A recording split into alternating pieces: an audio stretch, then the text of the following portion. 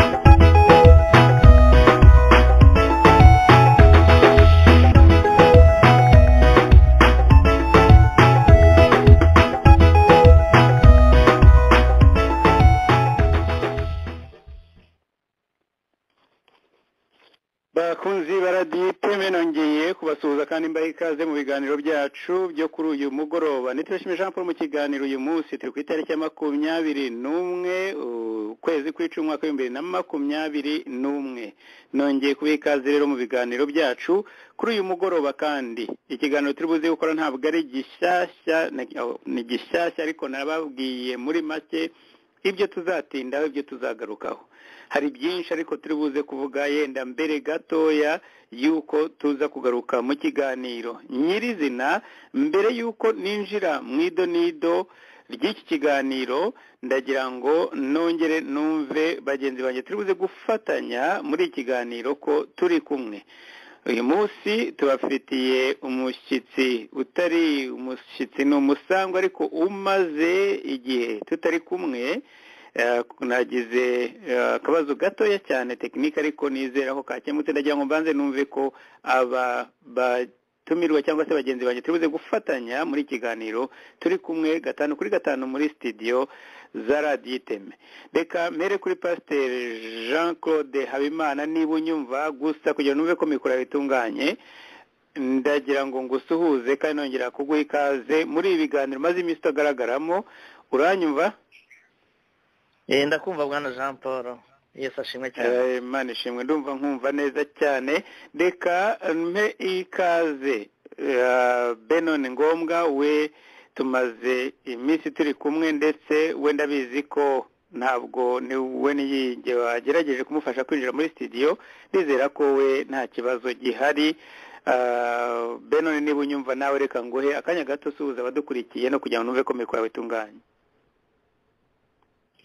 Ego Jean Paul urakoze, ndahari, ndakumva neza, ndagushuje n'abandi bose bagiye kudukurikira, shuje na mugenzi wanjye tuza kuba turi kumwe. Urakoze.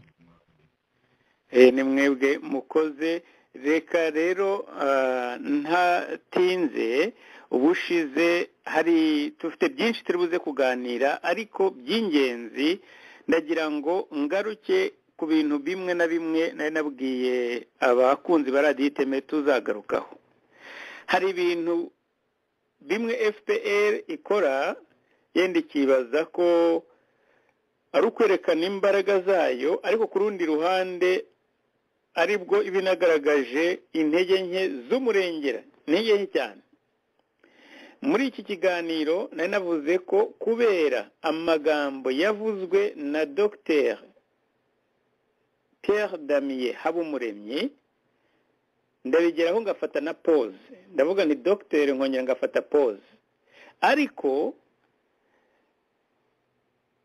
muri impamyabushobozi ya doktora byanze bikunze arayifite ariko ni bamwe muri ba bandi Evode yavuze ko bafata ubwenge bwabo bakabushyira mu gifu ndizera ntashidikanya ko n'uyu nawe arimo kubera amagambo turi buze kugarukaho reka mubanze mwumve muri aya magambo ibyo nyine koko n'amabandi n'agatsiko k'amabandi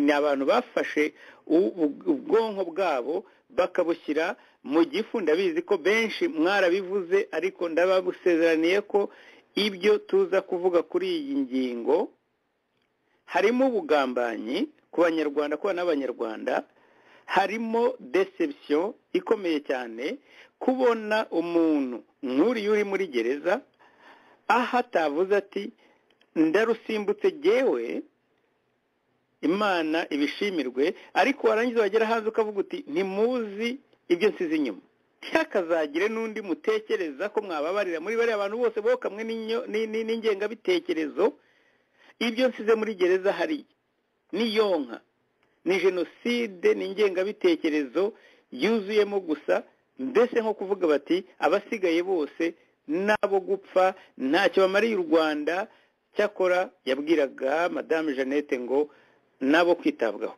reka ntatinze ne kubivuga mu magambo yanjye mu byumve uko yabivuze mbere yuko nsaba ko bagenzi banjye bashobora kugira icyo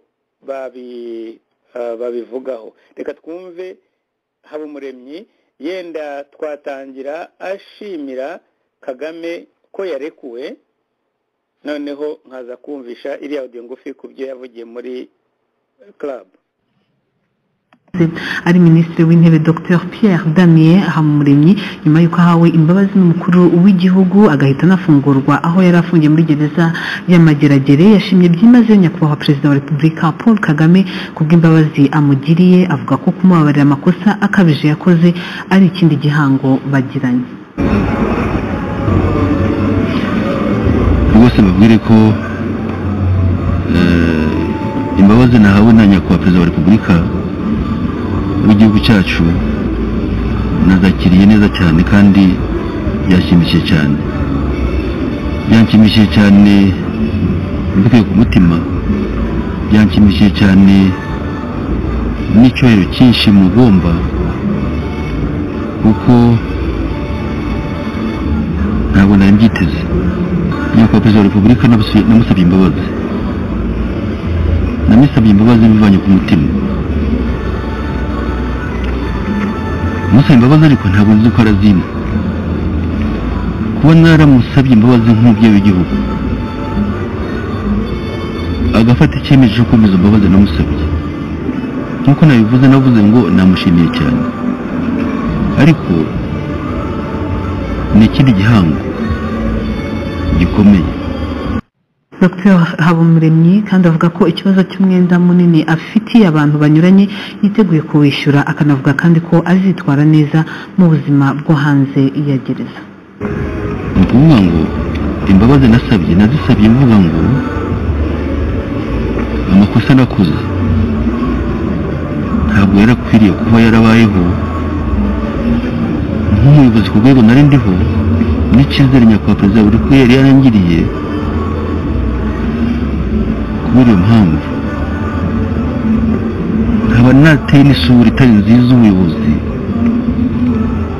ibyagomba kuba byarambayeho nashobora kuba narabyirinze ntibibeho nangwa se nkabikumira ntibibeho cyangombwa hari ibijyanye n'imbabazi za nyakubahwa perezida wa repubulika ibitajyanye n'imbabazi za nyakubahwa repubulika kuko ni responsibility yanjye yo kugira icyo nkora kugira ngo nubahirize amategeko.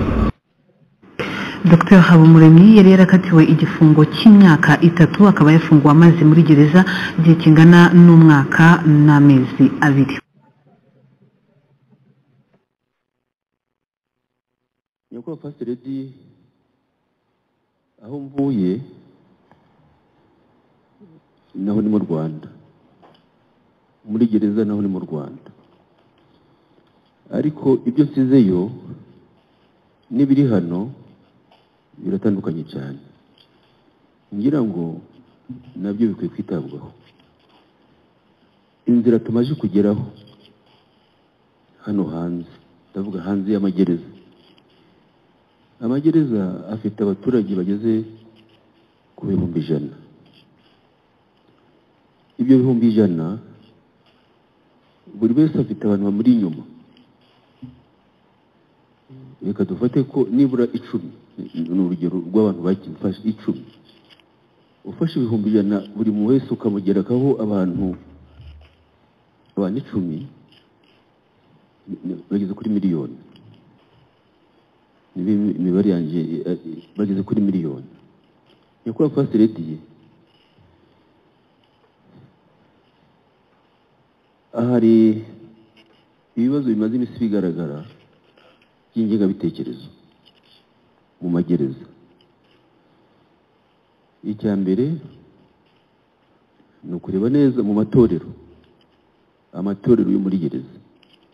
Ushobora gusanga na hano hanze amatorero hamaze iminsi hagaragara ingengabitekerezo mu matorero, aho kwigisha ijambo ry'Imana ugasanga uwigisha ijambo ry'Imana azanyemo n'ingengabitekerezo, ndavuga ya jenoside. Icyo ni icyiciro kimwe kiri mu magereza. Ikindi cyiciro cya kabiri mu magereza ni ababyeyi usanga bafite ingengabitekerezo ngo reka amashuri yacu twamara kuyarangiza ngo bakatuzana muri gereza kuyarangiza muri gereza. Iyo ni ingengabitekerezo, ibyo birahari. Iyo ni kategori ya 3. Uwo mwana nawe mvuye muri dushe nabajije umwana umufasha, ndavuga ibintu numvise nawe wabyumvise? Ati nabyumvise. Uwo mwana uramuzi? Ati ndamuzi. Ninde? Aramubwira. Ndetse n'umwana yari umwana w'umusirikare. Raporo barayitanga, inzego zishinzwe umutekano ziraza zijya kumubaza, ziramwigisha kugira ngo zimwigishe. Iyo ni kategori ya 3. Kategori ya 4 ubu iri muri gereza ni abarokoze jenoside, noneho utakekaga ko batekerezaho ingengabitekerezo ya jenoside. Abacitse ku icumu mumaze iminsi mwumva, akagenda akavuga neza nk'iby'interahamwe zivuga, ugasanga arapfobya nawe jenoside yakorewe abatutsi. Iyo nayo ni kategori ihari. Indi kategori ihari ni abantu basigaye noneho bafite ingengabitekerezo ijyanye n'ubuhanuzi, ni abafungiwe icyaha cya jenoside, bafite ibintu by'ubuhanuzi. Nyakubahwa First Lady, icyo ushaka kuvuga ni ikihe? Icyo ushaka kuvuga, imbaraga turimo dushyira mu Rwanda ni igihugu kimwe, ariko imbaraga turimo dushyira hano hanze twari turi kuzishyira no mu magereza. No mu magereza kugira ngo abantu bagendere ku mujyo umwe. Naho nidukomeza gushyira imbaraga hanze ubushakashatsi, ibyo nashaka kuvuga nigira ko ntabwo bigeze bagera mu magereza. Bafite ahantu birimise baragenda bagarukira, ariko realite ihari yindi niyo Nyakubahwa First Lady mbabwiye, ku buryo turi intwara rumuri. Muzi ko twagiye tujya mu turere hose tukigisha, twari tumaze gushyiraho ikintu kijyanye no kwigisha ivuriro mboneragihugu. iyo umaze kubakorera igitabo cy'uburimburaniragihugu cy'amapaji hafi 400 tukore dukwenya ko afase leta gushyiraho izo mbaraga no hanze hano ariko no muri gereza naho hagashyirwamo imbaraga kugira ngo tugendere ku mujyo murakoze ndabashimiye.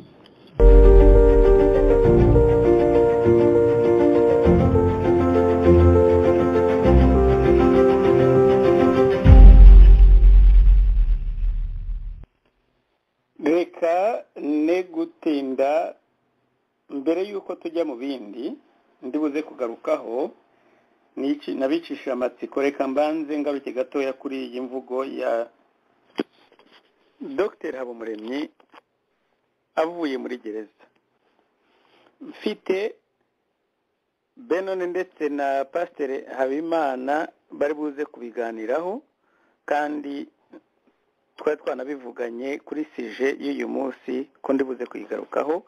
Ni ibintu rero tutari butindeho cyane ariko turi buze guha agaciro bikwiriye. Jewe sinvuga byinshi kuri iyi Habumuremyi nuko harimo ikintu cyuko iyi mvugo niyo mvugo ubundi yaje azi ko bari bumwakirize yombi. Azi neza FPR yayikozemo, azi neza icyo Kagame aha agaciro, azi icyo iriya Unity Club yabayemo igihe kinini cyane n'umunyamuryango wayo ukomeye baramukunda, bazi ibyo bashaka kumva. Arangije araza avuga ko igihugu cyokamwe n'ingengabitekerezo, ariko highlights cyangwa se ibintu nyamukuru yavuze nuko abacikacumu yavuze ko ari icyiciro cya 4 cy'abacikacumu bokamwe n'ingengabitekerezo ya jenoside. Ibi bintu ntabwo ari coincidence, ibintu ntabwo ari ibintu, ntabwo murigera mwumva umuntu wafunguwe uyu munsi agahita ajya muri Unity Club.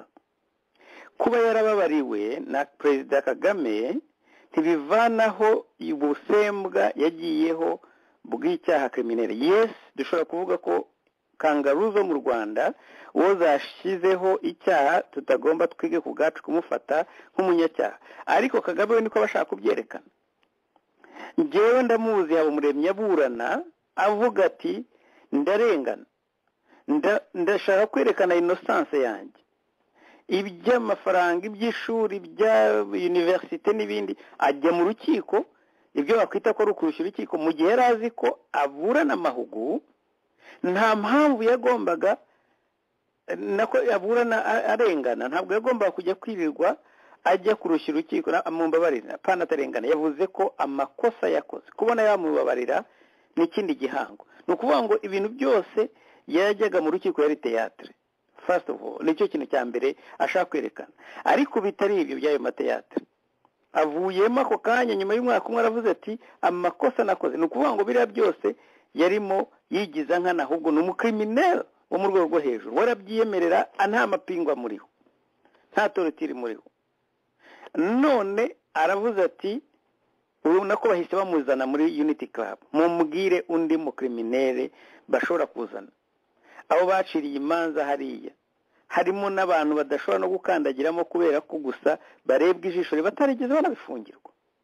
Ushobora kwibaza ukavuga uti se ko nta kiruta inka yabaye muri guverinoma, kuki we umugore we nawe mumbabarire ruva yarapfuye, kuki adashobora guhamagara abo bantu bose babaye muri guverinoma akavuga ati, cyane cyane ko ari ikintu gifite insanganyamatsiko ya Unity, kuki adahamagara Serafina na Bizimungu nawe yakatiwe yahawe imbabazi na Kagame, yewe kimwe nuko nuriya nawe yahawe imbabazi. Kuki tudashobora kumubona muri ziriya nama?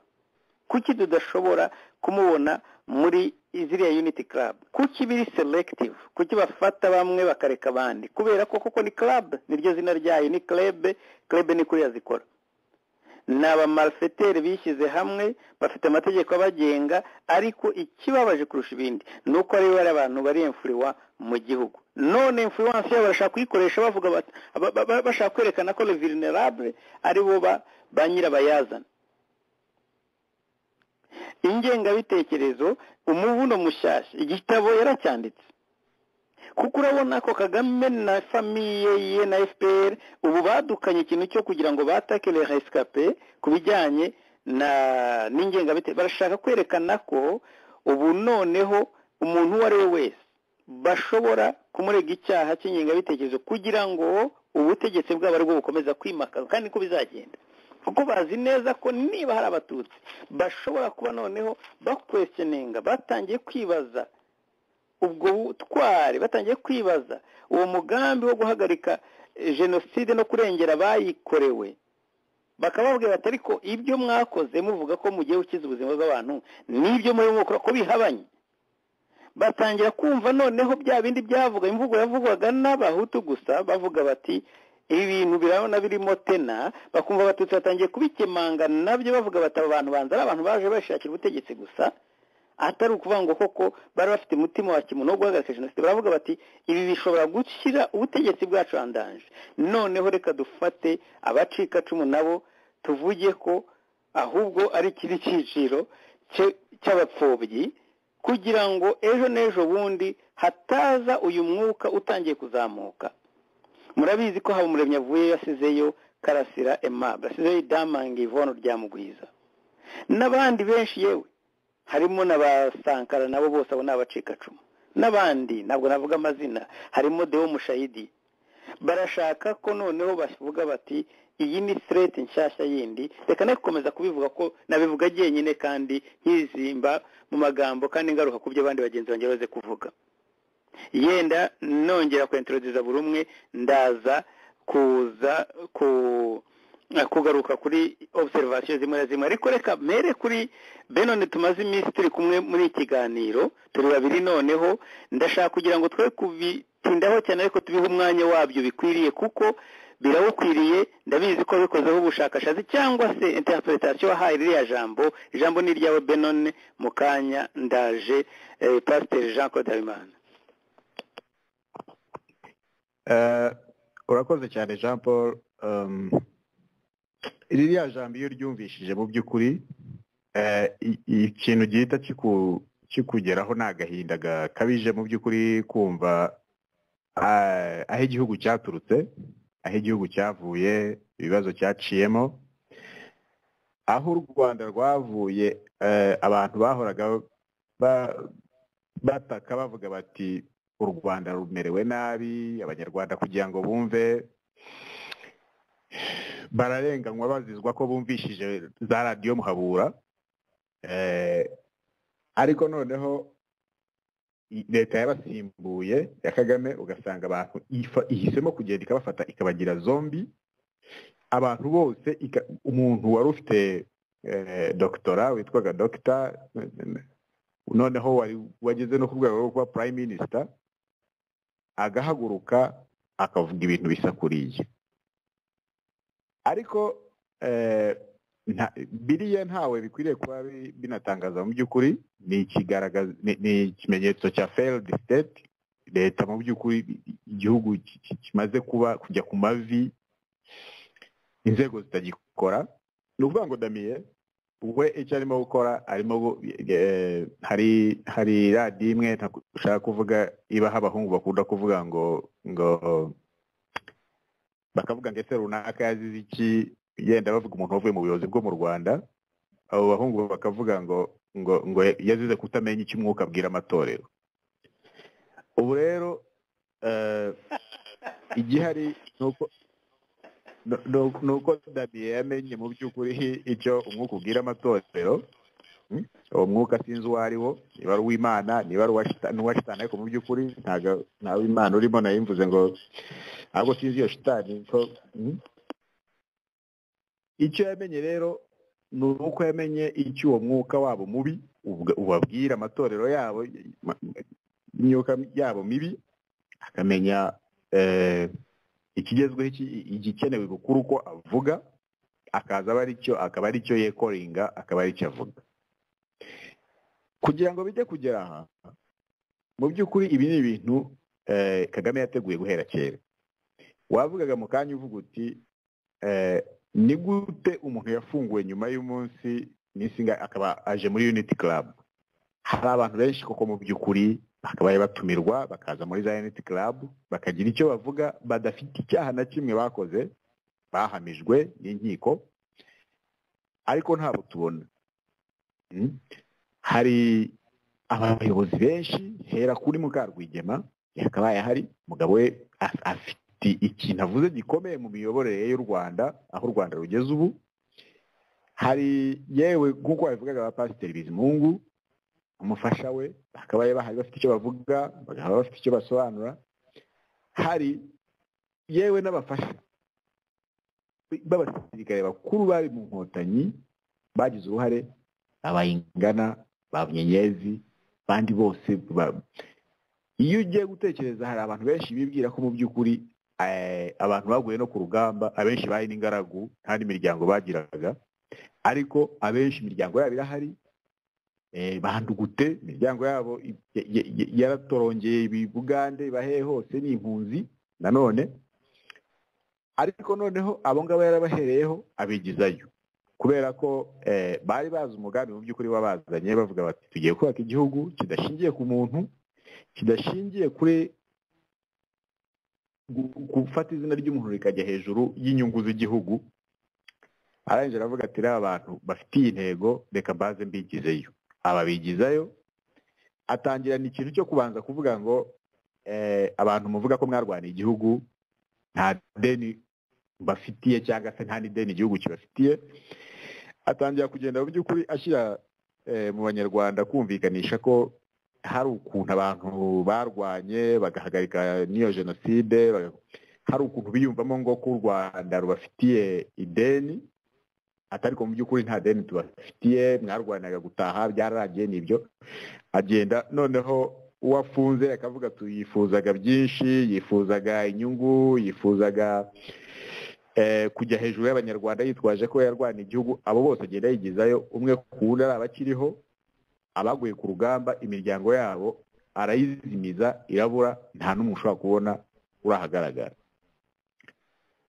Ibyo birangiye ajya kuri icyo kintu cya jenoside akiryamaho aravuga ati jenoside yakorewe abatutsi nyamuneka umvugaho wese uvuze ku butegetsi uvuze ati dore amafaranga yagomba gukora umuhanda yibwe ati dore uyu arashaka kugarura jenoside yakorewe abatutsi uvuze ati dore byagenze bite ati jenoside yakorewe abatutsi gihe noneho bwa bumwe n'ubwiyunge baririmba mu magambo ariko budakora butari mu bikorwa ahubwo bakoresha nk'iturufu kugira ngo bigumire ku buyobozi. Abacitse ku icumu bwabo batangiye kubwifatira mu maboko bagatangira kubigiramo uruhare. Ariho hantu twabonye mu by'ukuri nk'ejo bundi igikorwa giteye isoni cya Kizito Mihigo aho yaririmbye avuga ati nubwo napfushije abanjye ariko abandi bapfuye nabo ndababarira ndumva urupfu rwabo nubwo byaba atari jenoside ariko urupfu nta rupfu rwiza rubaho. Yarimo aravuga ati ibi bintu bigomba kuba bigiye gutuma noneho abanyarwanda bicara bakavugana ntabari hagati. Ibyo bimutera ubwoba. Turabizi byakurikiyeho yuko mu by'ukuri byahitanye ubuzima bw'umuntu atashinjwe yuko yibye atashinjwe yuko hari uwo yishe cyangwa se ubundi bugizi bwa nabi ahubwo ngo ari uko yavuze ko afite abababarira nabo bapfushije. Icyo gihe rero ibikorwa bye byo yamenyereye byo kuvuga ngo umuntu wese niba amubwiye ngo zana imitungo yawe zana ubyanze ukamwica. Turabizi ba Rwigara uko bagiye hari lisiti ni ndende ba Rwisereka abantu benshi. Ubwo noneho ibyo twavugaga byo kumenya icyo umwuka abwira amatorero Damien Habumuremyi arareba bato mu by'abagamba akareba ba Rusagara uko bafunze akareba ba Idamange ejo bundi bajyaje kuvuga akareba ba Karasira akavuga ati ubu noneho ikiriho kigezweho mu by'ukuri ni ukwibasira abacitse ku icumu ubu nibo bagezweho kugira ngo noneho ubavuze ibukuru niwe ushimwa niwe ushyirwa imbere mu by'ukuri. Nibyo rero twabonye aza akavuga kuko ubu ikiri mu gihugu bya n'ibimenyetso by'uko nta nzego zigikora. Inzego zose iyo ubonye inzego zose ubu ngubu ikizishishikaje mu by'ukuri ni ukureba uburyo izina ry'umuntu umwe cyangwa se umuryango umwe family imwe ya Kagame yahora ivugwa ari imbere n'uburyo yahera ku butegetsi. Umuntu wese wabishyigikira nubwo yaba atari dogiteri, nubwo yaba atarize n'ishuri na rimwe, Kagame abishatse uyu munsi yamuzana akamugira na prime minister, akamugira icyo ashaka, kumugira icyo ari cyo cyose, apfa kuba gusa ashyigikiye izo nyungu z'uko umuntu umwe ahora hejuru y'abanyarwanda, yakwica abanyarwanda 100 ukavuga uti reka bapfe bari babikwiriye kuko nyakubahwa perezida mu bwenge bwe bwinshi, mu bushishozi bwe yabonye bikwiriye. Iyo rero igihugu kimaze kugera ahantu institutions zose, parliament, inzego z'umutekano, iz'ubucamanza, zose zikorera ikintu kimwe, zikorera zibanje kureba ngo inyungu z'umuntu runaka ni izihe. Ahangaho ubu turavuga perezida Kagame, nta bindi wakwizera, nta bindi waba usigaje kureba uretse kuba mu by'ukuri abantu bagifite ubwonko buzima. Option imwe bafite ni ukwitandukanya n'ubutegetsi, either bakemera kujya amagereza cyangwa se bagahunga bakagana inzira yo kurwanya ubwo butegetsi, bakavuga bati buveho, igihugu gisubire mu maboko y'abenegihugu.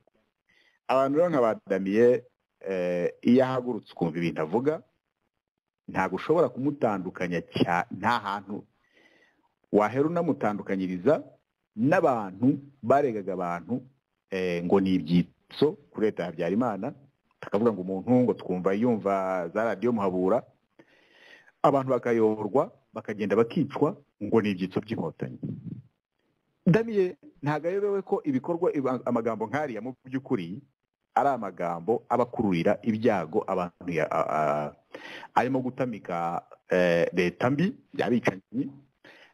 Ntabwo abiyobewe ko amagambo nk'ariya ashobora gukurura impfu zitunguranye biteye ubwoba. Ibyo arabizi, aho byagejeje u Rwanda, azi abantu bose. Amagambo nk'ariya yo gushinja abandi, amagambo ateye ubwoba y'urukozasoni adakwiriye nk'ariya, arabizi ko abantu benshi ariyo bazize, ari na mbere ya jenoside ndetse na nyuma ya jenoside.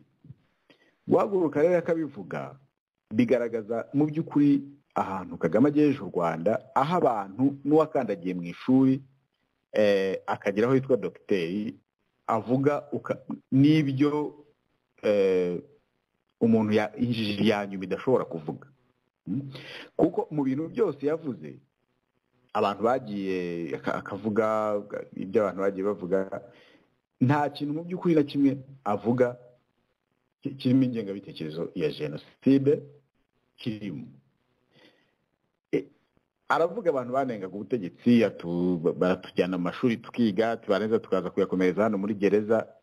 Nk'ibyo ngibyo bibaza ingengabitekerezo ya jenoside irimo ikanakuyobera. Niba umuntu anenga imiyoborere mibi iriho, akaba ari byo Damiye noneho yaje kwita ingengabitekerezo, sinzi impamvu atabaye imfura akaba honest mu bantu yaje kuvuga bafite ingengabitekerezo, agahera ku muhungu we. Twabonaga umuhungu we hambere hakimara gufungwa, na mbere n'ubundi bamukatira, umuhungu we yari ahantu hose kuri za Facebook na za Twitter asobanura uburyo se yibiraga amajwi Kagame mu matora, yari ari muri komisiyo y'amatora. Atariko none ubutegetsi bwa Kagame ni gutya bukora, bugakoresha amakosa, amafuti yose bwarangiza bukakujugunya tugona data nicyo gihe cye kimugezeho, none nibyo baramuhemukiye. Iyo abifura mu by'ukuri yakaje avuga ati umuntu wa mbere ufite ingengabitekerezo dore n'umuhungu wanjye, dore ibyo yavuze ko iyi leta yankoresheje mu kwiba amatora kandi ntarigeze nyiba, ariko mu buryarya bwinshi ntacyo avuga ku by'umuhungu we yavuze, ntacyo avuga, ahubwo aje avuga abantu mu by'ukuri yari afunganye nabo, bamubaniye,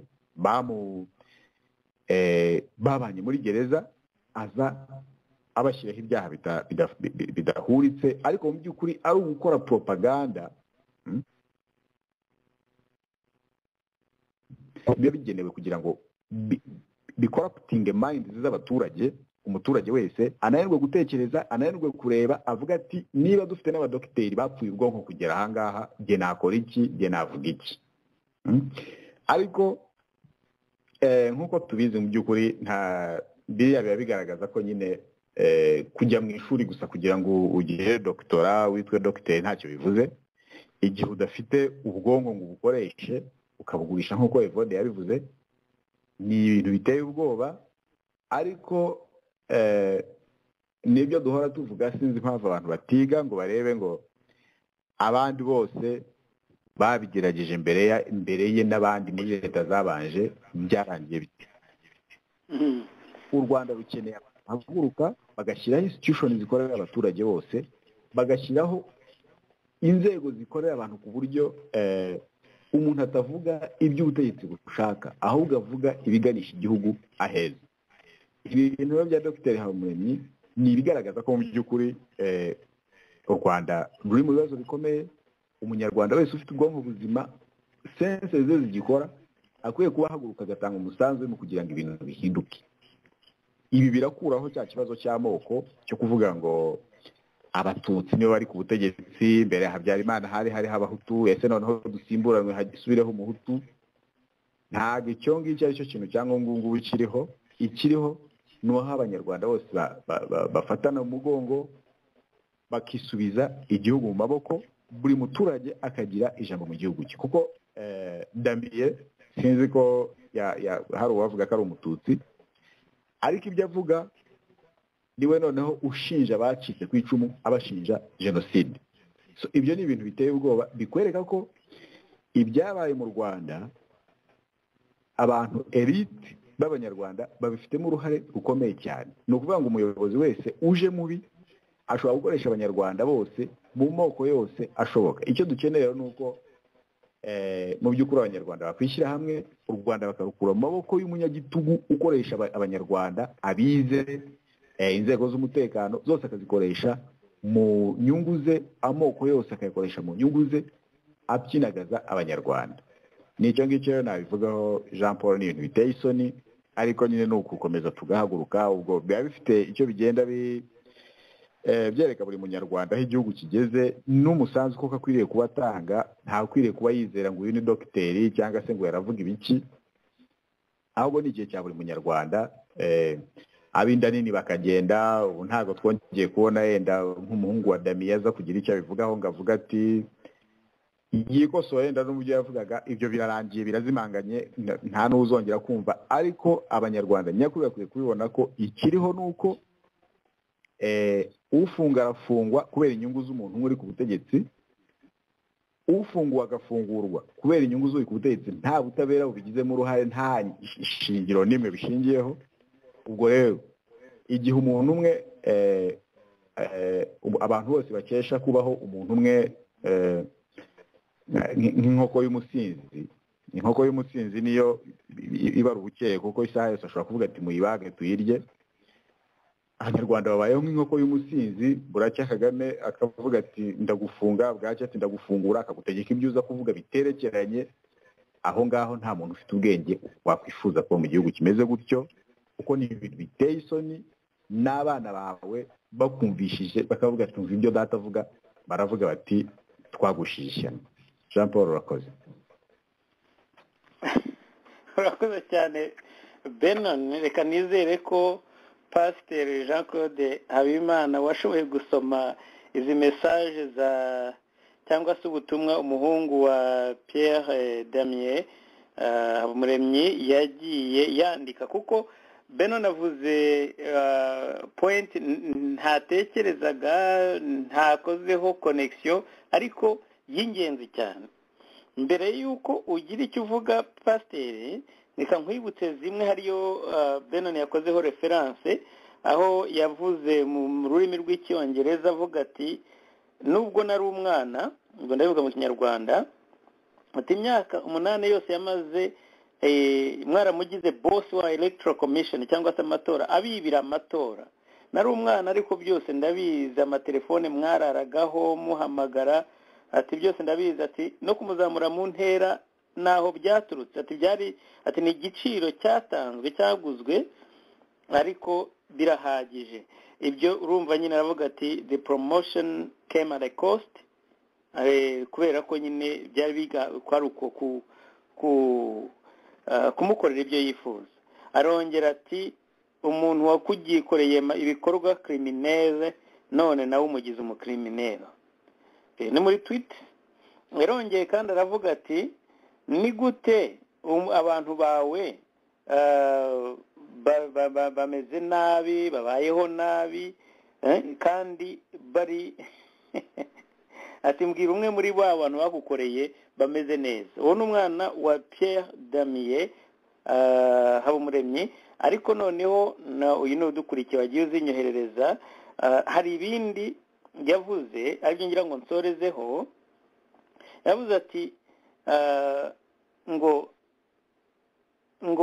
murabizi nuko nta kundi mwabigenza, ubwo aribyo ntasomye bibanziriza, abenshi muba mwishakira amaramuko tuba tubireba. Ariko hari n'ahandi yavuze mu yindi nayo numva ni nyinshi cyane ariko ndagira ngo mubyumve. Aravuga ati surely ngo nubwo mutamwishe ariko mwamwishe ahagaze, turiho turabana n'ingaruka zabyo nubwo twebwe ayo maguye yanyu tutari tuyarimo. Pasiteri Jean Claude Habimana, ndagira ngo wumve umuntu nk'uriya ujya kurega abantu akavuga ati abo nsize inyuma bariya abantu bari muri gereza bose. Natangiye mvuga ni nk'umuntu w'umusaza w'umugabo nk'uriya yavuga ati reka mve hariya nifuze ko uriyo hariya nawe yazavayo akabona izuba nkanjye, akabona ariya mapinga amuvaho. Weretse ko numvise ko nahariya yaravuze ngo nahamagaye ngo umwana umfasha. Ese yari premier ministre nahariya yarasanzwe yageze yakomeza bu premier ministre ngo umwana umfasha, ndamaze ngo ngo birango ngo nawe wabyumvise.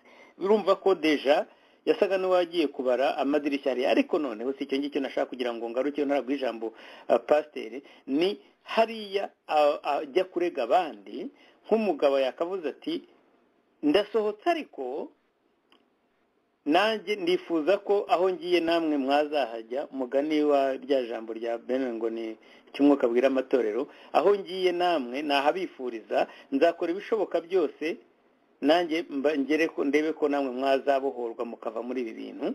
Yes, harimo abarimo bakoze ibyaha, harimo n'abandi barenganyijwe. Ntabwo yajya kudemoniza abantu bose muri buriya buryo ngo uvuge kuri ya buri ubugabo, ahubwo umwana we aramudekriva neza. N'abantu bashaka amaramuko. N'uyu munsi byavuze ntiwabitandukanye n'amaramuko.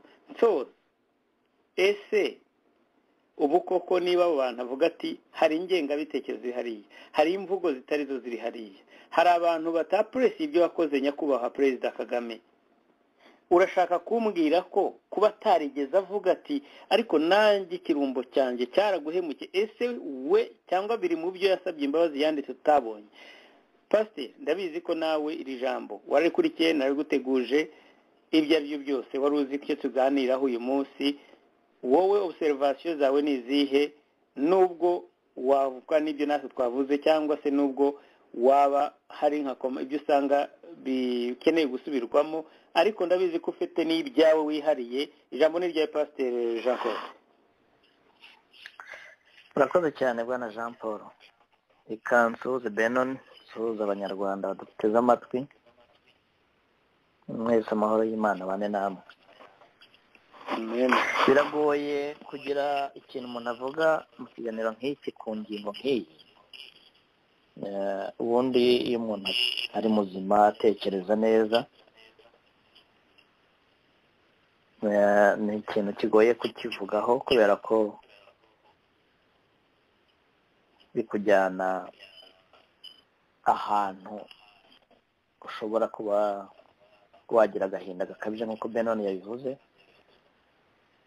ariko ukaba wagira wenda rimwe na rimwe hari ibyavangamo n'uburakari umuntu atitonze. Ariko uko ari ingingo tuzi kandi y'ibintu byabaye, ntabwo twagombye kubicumuriramo. Imana inadufashe. Ariko ni ikintu kigoye nk'umuntu w'umunyarwanda, gukunda igihugu, gukunda abanyarwanda, ukabona aho igihugu kigeze n'amagambo arimo avugwa n'abategetsi n'ibikorwa bikorwa nabo, ukabisanisha n'induru ziri ku misozi hirya no hino mu gihugu n'ibibazo abanyarwanda bafite bya buri munsi, usanga ari ikintu giteye agahinda.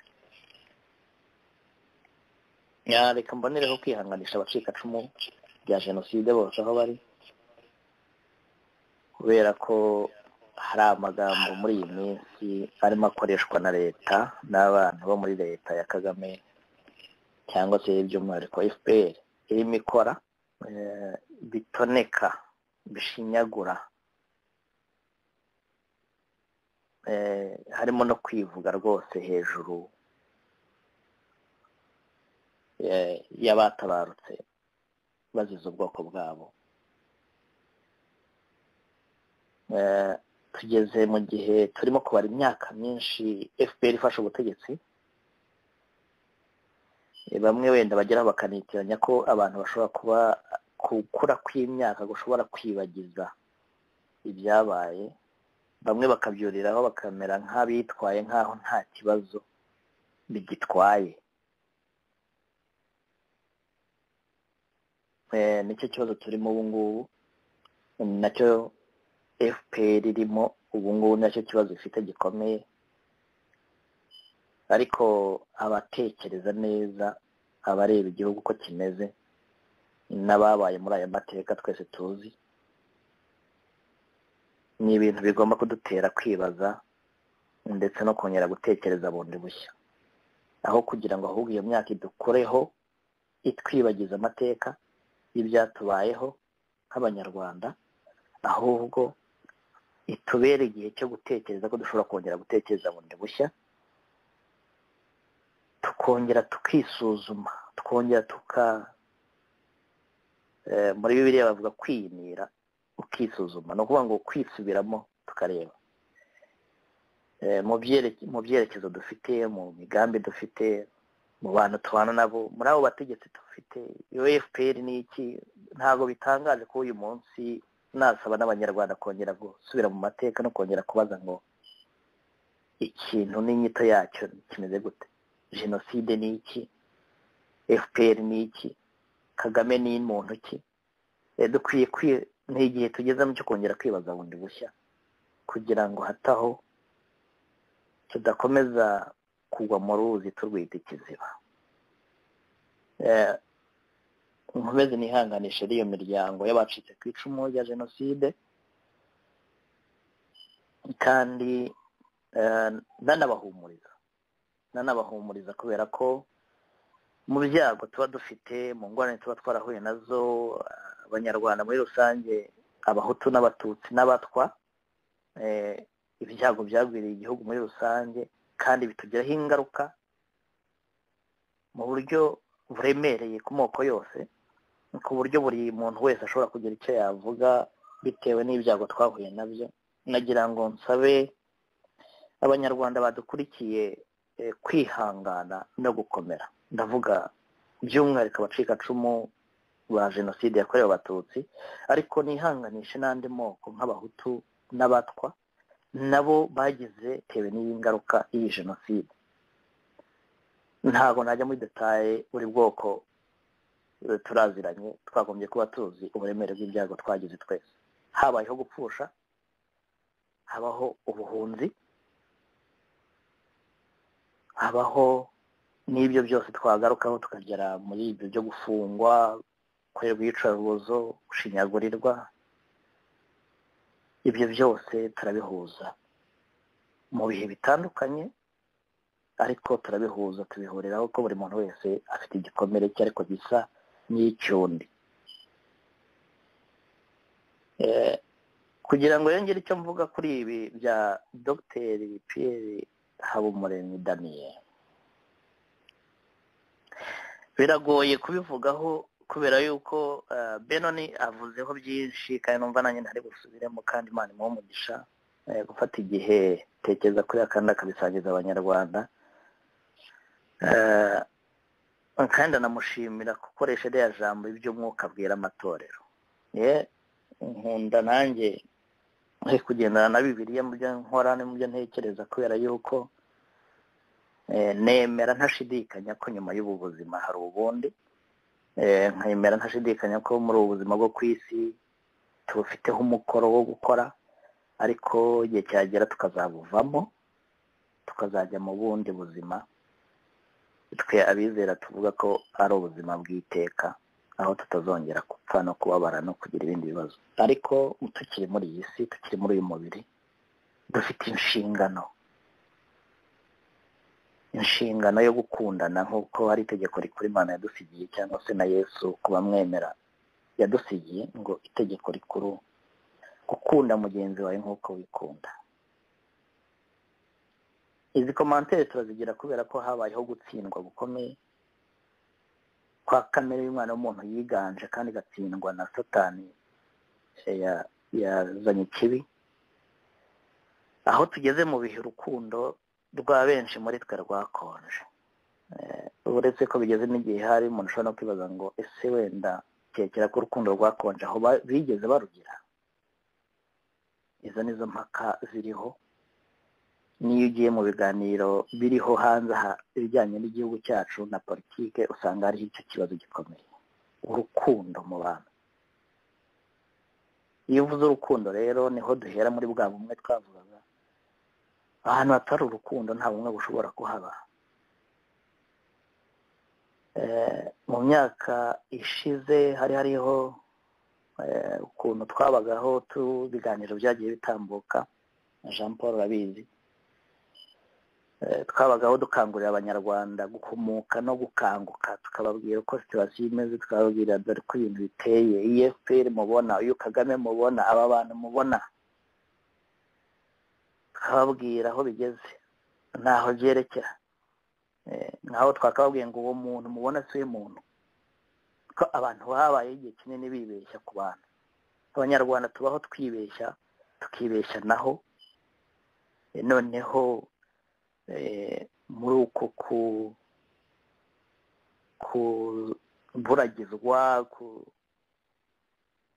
gucunaguzwa, abantu bakajya mu bintu bimeze nk'ubujiji cyangwa se kujijwa, bigatuma hari abandi babyungukiramo, noneho bakabyungukiramo bakiteza imbere, bakiyubaka,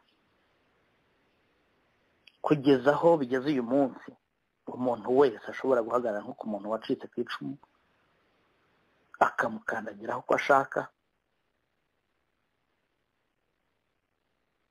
akamuvuga uko ashaka,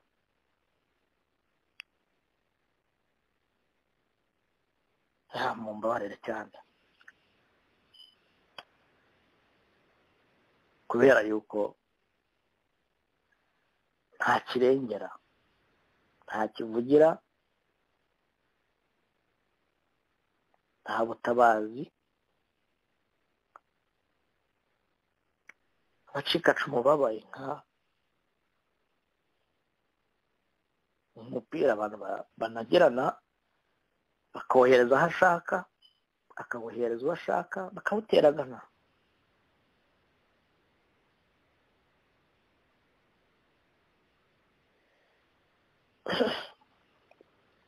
Nyamara ubundi umuti w'iki gihugu cyacu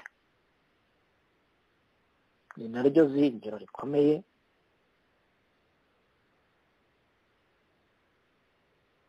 ni ubumwe bushingiye kuri aka karengane no ku barenganye. Mu mategeko Jean Paul urabyumva neza ko ubundi kugira ngo igihugu cyubakwe, igihugu gitekane, igihugu cyabugeze n'ibibazo nk'ibi ngibi by'amateka y'u Rwanda yihariye ya jenoside, ubundi ikintu cyagombye kuba umusingi wo gukiza igihugu ni ukugira mu cyo bita mu gifaransa etat de droit. Iki kintu kidahari, ibintu byose byubakwa hariya byubatse ku musenyi. kandi ikintu mvuga nacyo kinateye agahinda, iyo leta dodurwa cyangwa se iyo leta igendera ku mategeko ntishobora, n'ubwo butegetsi bugendera ku mategeko ntibushobora kubaho. Kibabaje kinatangaje, ntibushobora kubaho, ntibunashoboka mu Rwanda rw'iki gihe ruyobowe na FPR. Ntabwo bishoboka. Iyo mbivuze abantu bagira ngo wenda no guheza inguni cyangwa kujya ku nguni ikomeye. Oya, ntabwo ari uko, cyangwa kwizera guke wenda kubavuga ngo no kwizera. Ntabwo ariko bimeze, ntabwo ari ukwizera guke, ahubwo ni ibintu biriho bigaragarira amaso, bigaragara amaso y'umubiri n'ay'umutima ko ibi bintu bitazashoboka, ko ntabwo dushobora kujya leta dodura muri kiriya gihugu hakiriho FPR yowe na Kagame. Ntabwo bishoboka. Abanyarwanda rero kugira ngo babyumve ni ikintu kirimo gifata igihe kugira ngo abantu bakiyumvishe, kubera yuko wakabyumvishe aravamo buracya yafashwe n'indwara nka Stockholm syndrome. Njya mvuga yafashe nk'ubu Habumuremyi Stockholm syndrome afite. Wenda abatazi iyo Stockholm syndrome, ntabwo nziba twayishyira muri kategori y'indwara, ariko bavuga ko ni uko umuntu yiyumva, ni feelings mu cyongereza, ni uko umuntu yiyumva cyangwa akagira ukuntu atekereza, akaba ari umuntu w'imbohe, cyangwa se mu gifaransa navuga victime, urengana, ugera akagira ibyiyumviro muri we byo gushimira umurenganya ngo kugira ngo yumve yorohewe, noneho ingoyi yorohe. Icyo nicyo cyafashe Dr. Habumuremyi. Si we wenyine, gifasha abanyarwanda benshi muri kino gihe. U Rwanda rwese ko turuzi, abantu barurimo,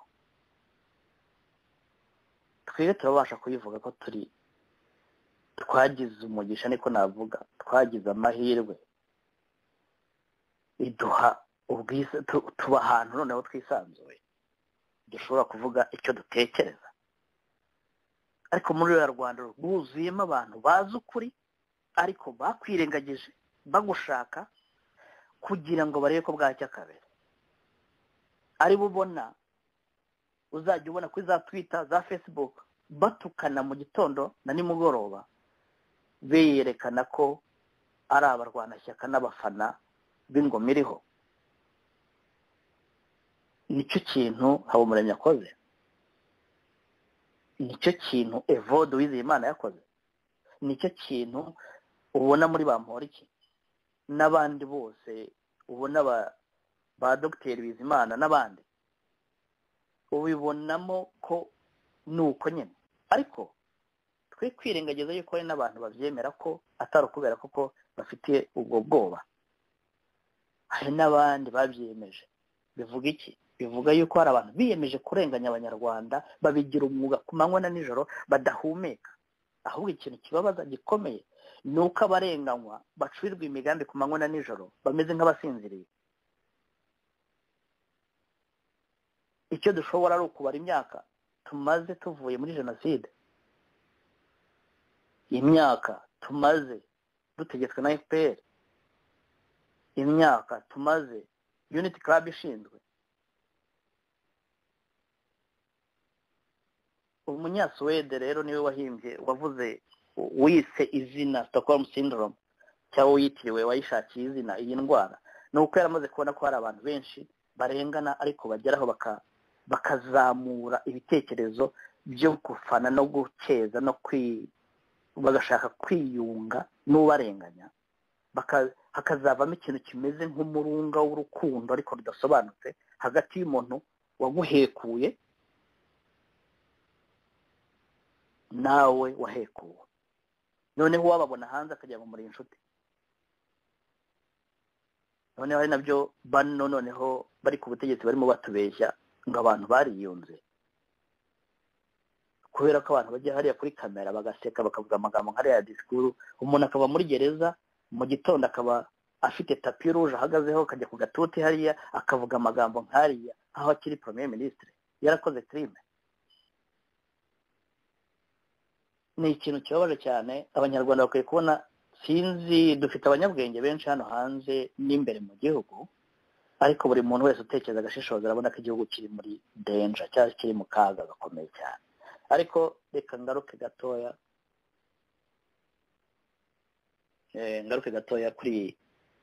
kuri ibi bihe turimo. Ni iki gituma ikintu kimeze nk'uku nguku cy'ingengabitekerezo ya jenoside kigeze ku rwego rw'uko noneho abacitse ku icumu bitirirwa iyo ngengabitekerezo, kandi kikaba kibaye intwari ikomeye yo kugira ngo ahubwo bacecekeshe abanyarwanda muri rusange?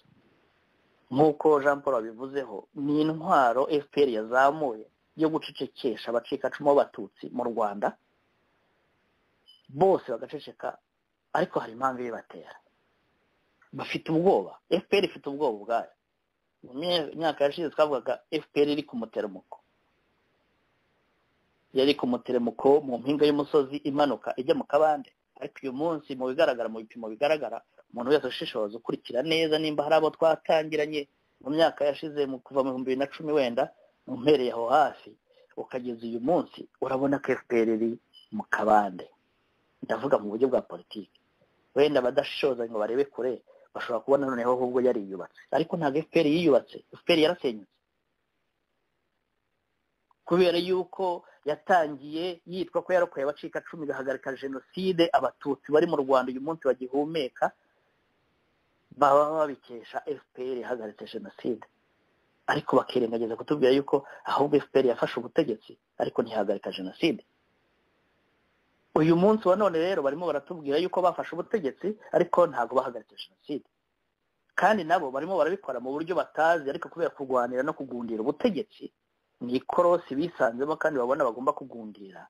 Ariko nicyo kintu kigaragara, bagomba rero kwemeza abacikacumu ko nabo bafite ingengabitekerezo ya jenoside, bagomba no kubihanirwa bagafungwa. Niyo mpamvu dufite abacikacumu batabarika muri za gereza. Barazira iki? Nta mucikacumu urimo kuzira ko yishe umuhutu yihoreye, nta mucikacumu urimo kuzira yuko yatutse umuhutu ku musozi no ku murenge kubera ko ari umuhutu.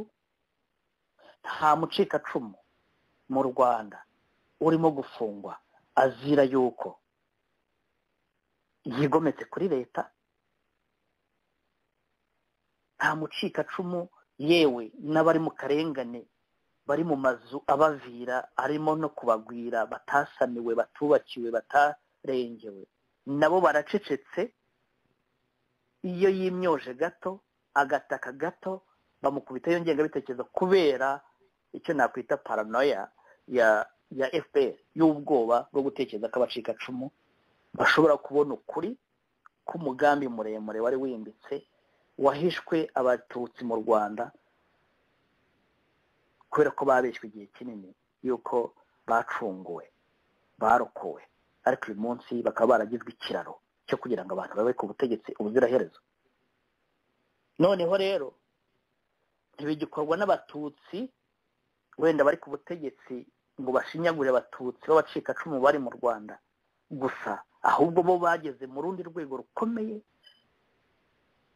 rwo guteza abo batutsi, guteza abacikacumu bagenzi babo b'abahutu bavukana ku mirenge, kugira ngo aribo badushinyagurira, aribo bicana, aribo barwana, aribo bagirana ibibazo. Noneho babandi bari ku butegetsi bazatwite bukeye ko noneho aribo bahuza, aribo batwumva, aribo bashobora no kutwunga, aribo makiriro yabo bombi y'abahutu n'abatutsi bari mu Rwanda. Iyo niyo turufu y'abari abantu bari ku butegetsi barimo gukina. Nta mpuhwe na zimwe ziri ku banyarwanda, impuhwe ziri kuri business n'inyungu ku giti cy'abantu bari ku butegetsi. So ibyo bakora rero ni amaturufu y'amacenga ya politike, ariko yo kuduteranya kugira ngo noneho ducikemo n'ibindi bice byari birimo buyongeremo, noneho ducikemo inshuro nyinshi cyane kugira ngo bagume ku butegetsi ubuziraherezo. Niyo mpamvu bazamuye iturufu yo gushinja abacikacumu ingengabitekerezo ya jenoside. Icyo kintu bagishinje Idamange, bagishinja Karasira. Iki kintu mubyibuke yuko bagishinje to ari nacyo yazize. Ariko tujye twumva n'ukuntu abantu bapfa. Kizitajya gupfa habanje amagambo y'Abamoriki. Aimable Karasira ajya gufungwa habanza amagambo ya Tom Ndahiro ariko yifashishije n'abandi harimo na Bayevode. Uyu munsi abacikacumu muri rusange noneho nk'ishusho ngari barimo barashinyagurirwa, noneho n'uwahoze ari minisitiri w'intebe azamuye ingengabitekerezo ye bwite ayishyize ku batutsi bose, ku bacikacumu bose, noneho byabonye inyito ngari. Ubwo abantu bose abacikacumu bose nuko karabaye, kuko ngo byavuzwe n'uwitwa ko yari umukuru wa guverinoma kandi yarize. Dufite ikibazo gikomeye cyane. Ubwo hari Habumuremyi, hari na Dr Bizimana wari ushinzwe komisiyo yo kurengera abacikacumu ya jenoside, hakaba harimo ubu none hakaba ari na minisitiri w'ubumwe wa minisiteri ngo y'ubumwe, abadogiteri babiri barimo bashinyagurira umuntu umwe cyangwa se abantu bamwe, kandi babisabye nde? Babisabye bari ku butegetsi bo batacitse no kwicuma. Urebe aho ikibazo cy'u Rwanda kigeze, gishobora gutera n'impanuka ikomeye kurusha amarorerwa yose twabayemo.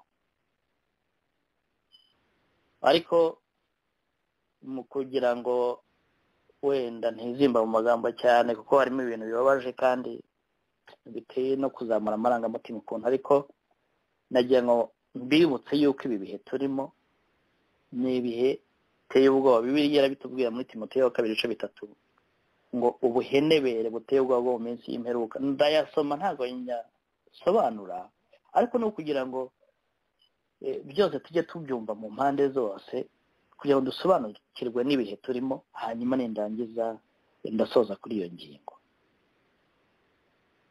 Umenye yuko mu minsi y'imperuka hazaza ibihe birushya, kuko abantu bazabikunda, bakunda impiya, birarira, bibona, batukana, tumvira ababyeyi babo, indashima, batarabera, badakunda n'ababo, batuzura,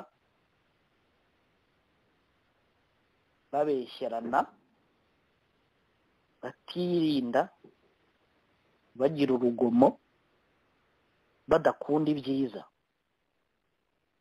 bagambana, ibyigenge, bikakaza, bakunda ibibanezeza aho gukunda Imana, bafite ishusho yo kwera ariko bahakana imbaraga zako. Abameze batyo ujye batera umugongo, kuko muri bo harimo abagabo bomboka mu mazu bakanyaga abagore batagira umutima, baremerewe n'ibyaha, batwarwa n'irari ry'uburyo bwinshi, bahora biga ariko ntabwo babasha kugira icyo bamenya, ntabwo babasha kugira ubwo bamenya ukuri. Nk'uko Yane na Yambure barwanije Mose, niko n'abo bagabo barwanya ukuri. Abo nabononekaye ubwenge badashimwa ku byo kwizera, ariko ntibazabasha kurengaho, kuko ubupfu bwabo buzagaragarira abantu bose nk'uko ubwa babandi nabwo bwagaragaye. Reka mbe ngarukiye aha. Aya magambo asobanuye uko u Rwanda rumeze muri iyi minsi n'ibihe turimo n'impamvu tubirimo. Ni uko igipimo cy'ubumuntu cyagiye hasi, abantu bakazamura ubunyamaswa muntu bukaba aribwo bujya hejuru, dutegetswe n'abantu bataye ubumuntu.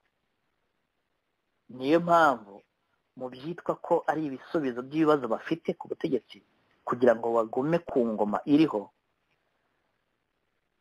bagomba kubikemura muri ubu buryo tubona. Ni nabwo duhuramo n'ibyo bibazo byo gushinyagurirwa, byo gukandamizwa, by'iyicarubozo.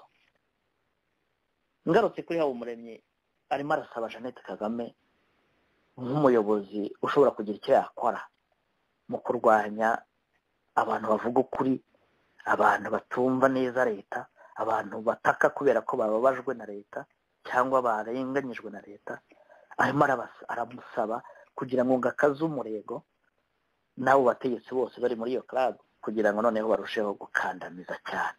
Ntabwo ari ukugira ngo boroshye ibibazo cyangwa bakemura ibibazo bihari nyirizina, ahubwo no gukandamiza cyane. Ubwo rero narangiza mvuga ngo Bwana Jean Paul biragoye kugira icyo umuntu yavuga. Habumuremyi ntabwo ari we wa mbere waba ugiye muri gereza, iyo bari no kuneka byaba byaramujyanye. David Kabuye yagiyeyo yagaruye yatanze raporo, harimo na benshi bajyanwe muri ziriya gereza bakajya gukora ubwo bushakashatsi, bari ubushakashatsi bavuga ko bita cyangwa ari ukuneka. Ntabwo ari we wa mbere kandi nta nubwo ari we wa nyuma, bazakomeza kuboherezayo. Mugabe uriya wahoze ari umunyamakuru sinzi nimba kibikora, nawe yagiyeyo nuko nawe ubwo afite raporo yatanze. Ubushakashatsi bajyayo ari benshi bakabikora, ariko reka ngaruke ku kintu cy'imbabazi. Izi mbabazi zitangwa na Perezida Kagame ngo zahawe Habumuremyi, kuki zitahawe abandi bazisabye? Bose niwe wenyine wazisabye. Imbabazi Kagame atanga azisabwe na Habumuremyi, bugacya amurekuye agatumiza Ingabire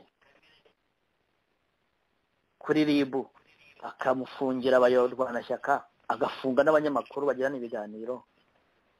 Harya ubwo iyo turufu yo FPR yikora biriya baba bashaka kugira ngo bagaragaze ko hariho impuzandengo, bavuga bati dufungure umuhutu hariya arangaza abantu, ariko n'abariya tubafunge tubakanyage.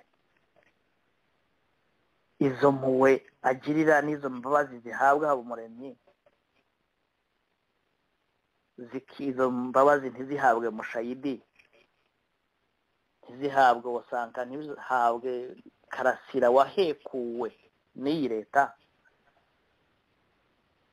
ntizihabwe Damange wacitse ku icumu, ntizihabwe n'abandi bose. Izo mpuwe zitahawe Kizito, izo mbabazi Kagame agira zifungura abantu nk'abariya ngo bamusabye imbabazi, izo mbabazi zitagiriwe Kizito ngo ye kwishwa byibuze abagihumeka, ntizigirirwe n'abandi bana b'abacikacumu hirya no hino baburiwe irengero, benshi bavukijwe n'ejo hazaza habo, bari ibibondo, bamwe bari n'urubyiruko rw'ejo, Rwanda rw'ejo hazaza, bimwa ayo mahirwe yo kuba bagihumeka, ariko bari aho barimo bavuga imbabazi, agashima ngo yahawe imbabazi. Urumva ikigero cy'abantu bageze ahantu bikunda cyane no gushinyagura no gukandagira abantu bankana bagahonyora. Urumva iki kintu, izo mpuwe zihabwa cyangwa izo mbabazi Kagame agira, cyangwa reka tuvuge na Jeannette muri Unity Club, izo mbabazi ba Kagame na Jeannette umugore we bashobora kugira, n'izo mpuwe n'ubwo bumwe bashobora kugira, batagirira umugore wa Mirimo ngo bamusenyere ku manywa y'ihangu, ngo basenyere umugore wa Rwigara, Mama Diane. Imbabazi zitagaragara kwa Gasakure n'umuryango we, imbabazi zitagaragara kwa Rwigema, Jeannette Rwigema, imbabazi zitagaragaye kwa Kayitare, imbabazi zitagaragaye kwa Babayingana, imbabazi zitagaragaye muri abo bantu ba senior officers wa RPA, imbabazi zitagaragara no mu basirikare bakomeye, zitagaragaye kwa Tom Yabagamba, zitagaragaye kwa Rusagara, bitagaragara kwa Fandi Kayumba, bitagaragara kwa Fandi Karegeya. Imana imuhe umugisha kandi muhiruko ridashira. Murashaka kumbwira ko abantu ngo bagize imbabazi ari show? Iyo show muri kino gihe ko biracyafata agaciro? Izo mpuwe Kagame atigeze yigirira ubwe ngazigirire n'abana be, kuko ibintu arimo gukora ntago nawe ubwe ntibikunda. Akarengana harenganya abanyarwanda, itoteza abanyarwanda, ntago mbona ari ikintu kizatanga igisubizo ku muryango we. Nimba nawe atikunze abanyarwandakazi, ni ikihe kintu mubona twaba duteze kuri FPR yowe na Kagame, uretse we ko arimo kwiteza imbere, yubaka imishinga, akoresha u Rwanda nk'ingwate mu kugira ngo azarusheho kugwiza imitungo? maze rero FPR nabo ubwo bifite cyane cyane ku bacika cumu nongere mpagaruka wenda ari naho ndangiriza ni ikibazo cy'uko havutse igicumbi abantu bashinze igicumbi bayobowe n'Imana kandi Imana ibafashe ibakomeze cyane muri uru rugendo ni urugamba rukomeye FPR ifite ubwoba bw'abacika cumu kubera igicumbi gishobora kuzatuma abanyarwanda benshi by'umwihariko abacika cumu rya jenoside yakorewe abatutsi bashobora gukanguka bakabona yuko Kagame yabakoresheje akabayobya imyaka myinshi akabashinyagura imyaka myinshi akabahekura ndetse bakanasobanukirwa yuko yanga abacika cumu runuka kuko ku nyungu za politike Kagame ahitamo abahutu kurusha abatutsi kuko abantu benshi bari bakibyibaza bumva ngo ni ubwoko bwacu Kagame ni umututsi nkatwe ariko Kagame nguwo abenshi bavuga ko wenda mu kinyarwanda tuzi twese nta dini agira ariko reka nyemvuga noneho nk'umuntu wihaye Imana Kagame n'umukozi wa Satani wemewe n'amategeko kuko ibyo akora arabizi ibyo yinjiyemo arabizi azi umwami wakorera azi n'iherezo rye buriya abantu rero bakijenjeka bajya gushaka ko bamushakamo ubumuntu n'ubumana n'iki ntabiriyo nta muti womora ushobora kuva hariya n'abantu bashobora kumva ko hari ubumwe n'ubwiyunge bushobora kuba mu Rwanda ku ngoma ya Kagame ntibishoboka dukure amaso ahubwo twiga uburyo ki dushobora gushikama umuntu wese mu byo yemera dusaba Imana dusaba imbaraga ducaza ubwenge twiyegeranye nk'uko Beno nabivuze dushaka imbaraga duhindura ubutegetsi buri mu Rwanda nicyo gisubizo cyonyine gihari ibitambo byo biraba ariko nicyo gisubizo cyonyine gihari tugifite iriya ngoma tuzapfa urusorongo abahutu bazashira abatutsi bazashira abatwa bazashira nicyo gihe kiriho kandi niyo gahunda iriho nimba nta gikozwe tuzashira ku icumu murakoze cyane Imana w'umugisha turakoze Pasiteri Jean Claude Habimana tumaze iminsi tutagufite ahangaha muri studio live ariko ejo bundi ibitekerezo byawe kuri Unity Club nabwo twari twabitambukije nubwo utari uri muri studio hamwe natwe mbere y'uko ariko nkomeza ndashaka kuza kugaruka ku bintu leta y'u Rwanda yavuze kuri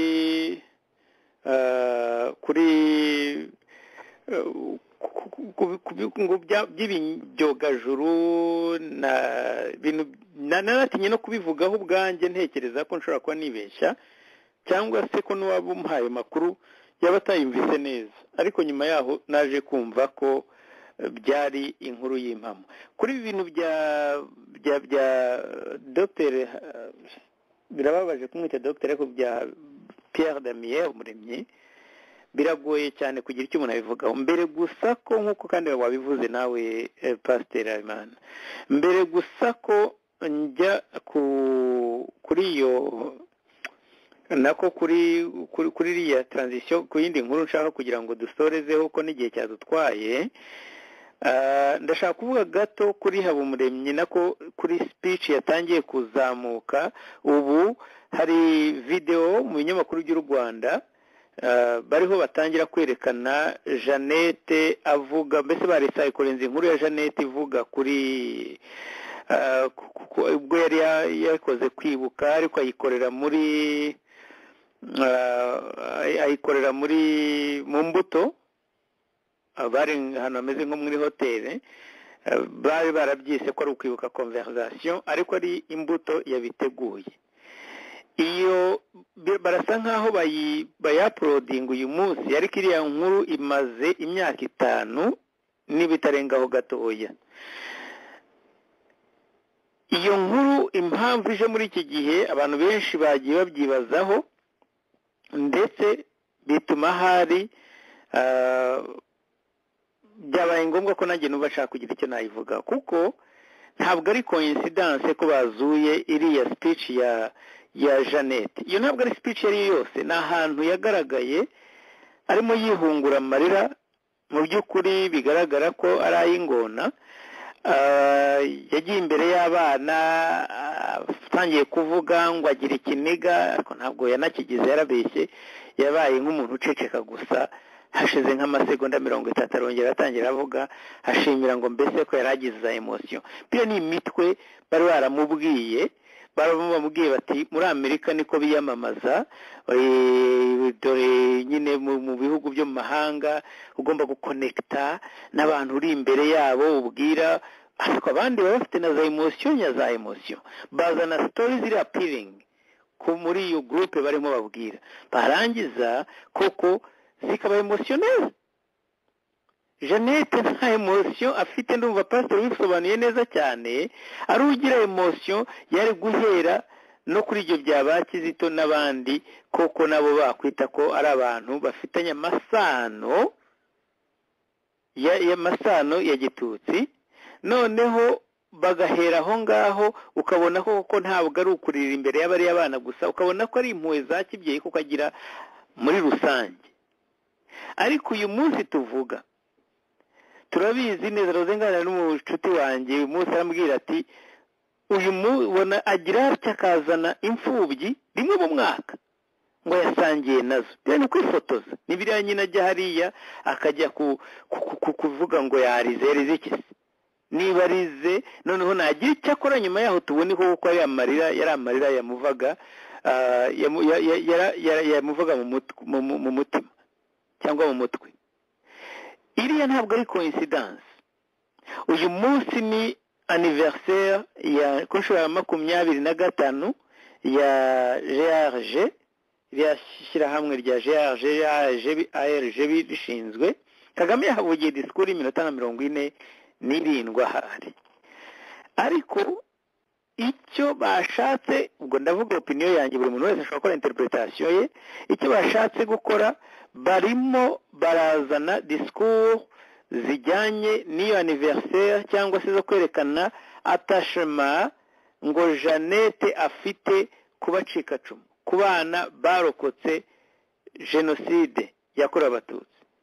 Abo bana yabivuze mu myaka 5. Noneho niba ushaka kureba ukuntu biriya ari ingona ariko nyina w'ingona, nuko bara iyo myaka 5 ibintu bimaze kudogera ku rwego rw'abarescape ba jenoside. Fata urupfu rwa Kizito, fata ifungwa ry'abakarasira, fata riya hohoterwa cyangwa se riya totezwa ry'abayidamange n'abandi. Biriya byose bakabikora, ko ndavuga bakeya, ndavuga biriya byo gusenyera abantu barimo baho kwa Rwigara ba Mirimo n'abandi nkuko wagiye ubivuga pasteur. Biriya byose byakozwe ari muri cadre yo kugira ngo barebe ko ahari bamwerekana nk'umuntu w'umunyampuhwe, ari umubyeyi. Noneho kuri ya GRG iyo connection base nkaho bayibona muri iki gihe, kuko bazi ko media za kiragiye zari multiplier, bati hari abantu bashobora ko bataramubonye ari abacika cumu. Ariko kubera ko nabwo ubwabyo ugeranyije ibyaciyeho kuva icyo gihe kugera uyu munsi, byanakwereka ko biriya ari contradiction totale. Ariya marira nta marira mbona, ntayo. Ndabizi neza ko byari ibintu by'imitwe, nta nubwo yanarize, yagize arahagara imbere ya podium arangije arapretanda ngo agize ikiniga, arangije arahuma, nyuma yaho arongera atangira avuga nyuma y'amasegonda. Kubizana ubu rero uzi ibintu wakoreye iyo groupe, abo bantu ubeshya ko ari imbere, ubundi ubwabyo byagombye kuguta amazi, cyane cyane ko hari na benshi bari ubu ngubu batekereje ko yaba ari umubyeyi. Ntabwo ukeneye kujya kwihungura mu marira, ugomba kugira icyo ukora, pana kujya kuvuga ngo nubatse inzu y'umukecuru, umukecuru amwubakira ryari, amafaranga y'ubujura. Ibintu byonyine wagombye gukora ubu ngubu ni uguproteja koko abacika cumu tukabibona, ariko ubu ngubu bari kubuce. Ibyo pastor wavugaga mbere yuko njya kuri transition turiho turasoza ikiganiro cyacu, ariko ndashaka kubasaba ko mukora commentaire ku audio dukengiye kubashyiriraho.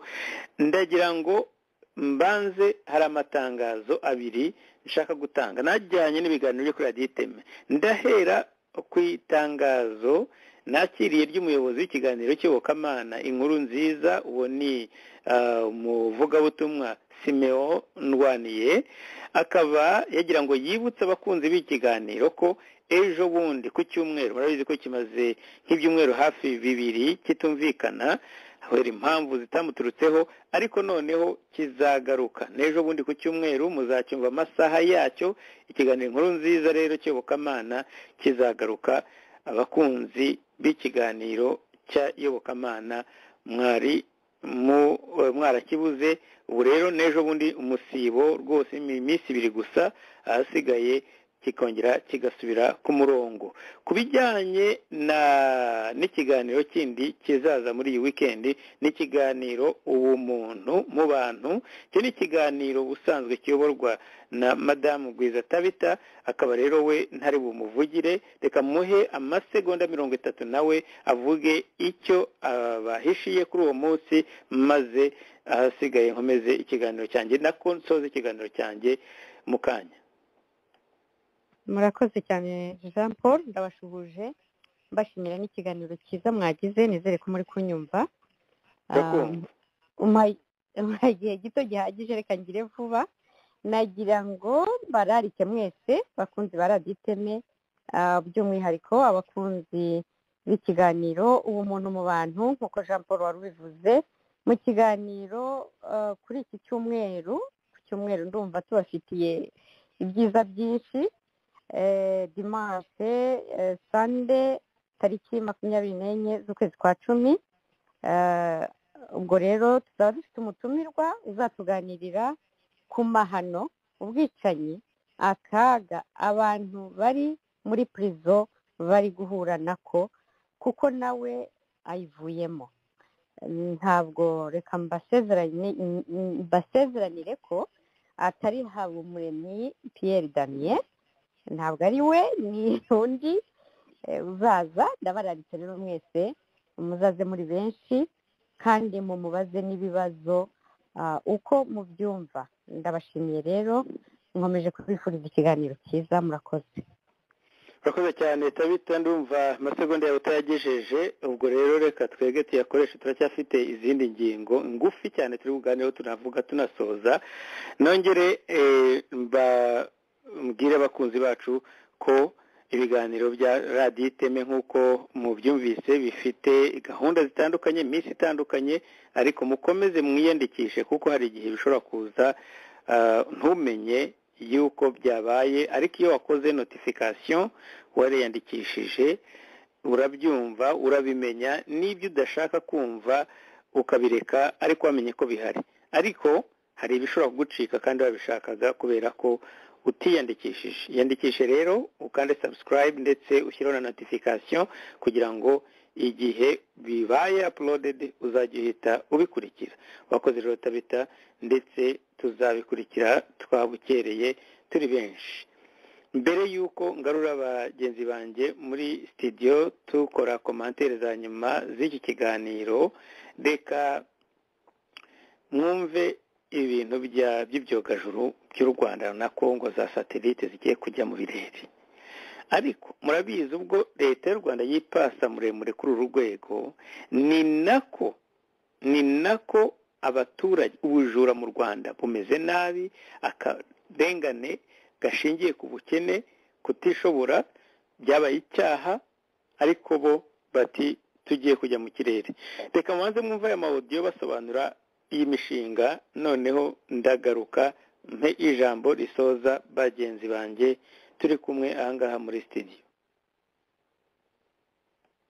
Urwego rw'u Rwanda rushinzwe isanzure rwandikishije urusobe rw'ibyogajuru ku kigo cya Loni gishinzwe itumanaho ITU.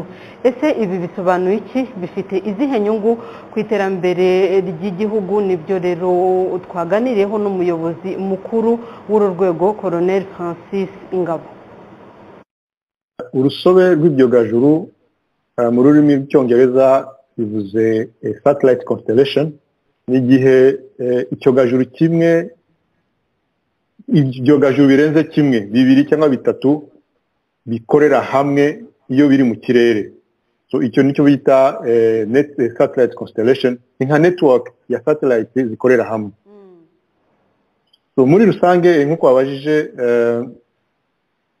igikorwa twakoze ni igikorwa gisanzwe gikoreshwa iyo igihugu kigiye kwandikisha satellite zizoherezwa mu kirere. Ni process isanzwe igihugu kikorera iyo kigiye kohereza satellite yacyo cyangwa se iyo igihugu gishaka kohereza satellite y'abandi bashoramari bashaka ko icyo gihugu kibafasha. So iyo niyo process turimo ubu ngubu.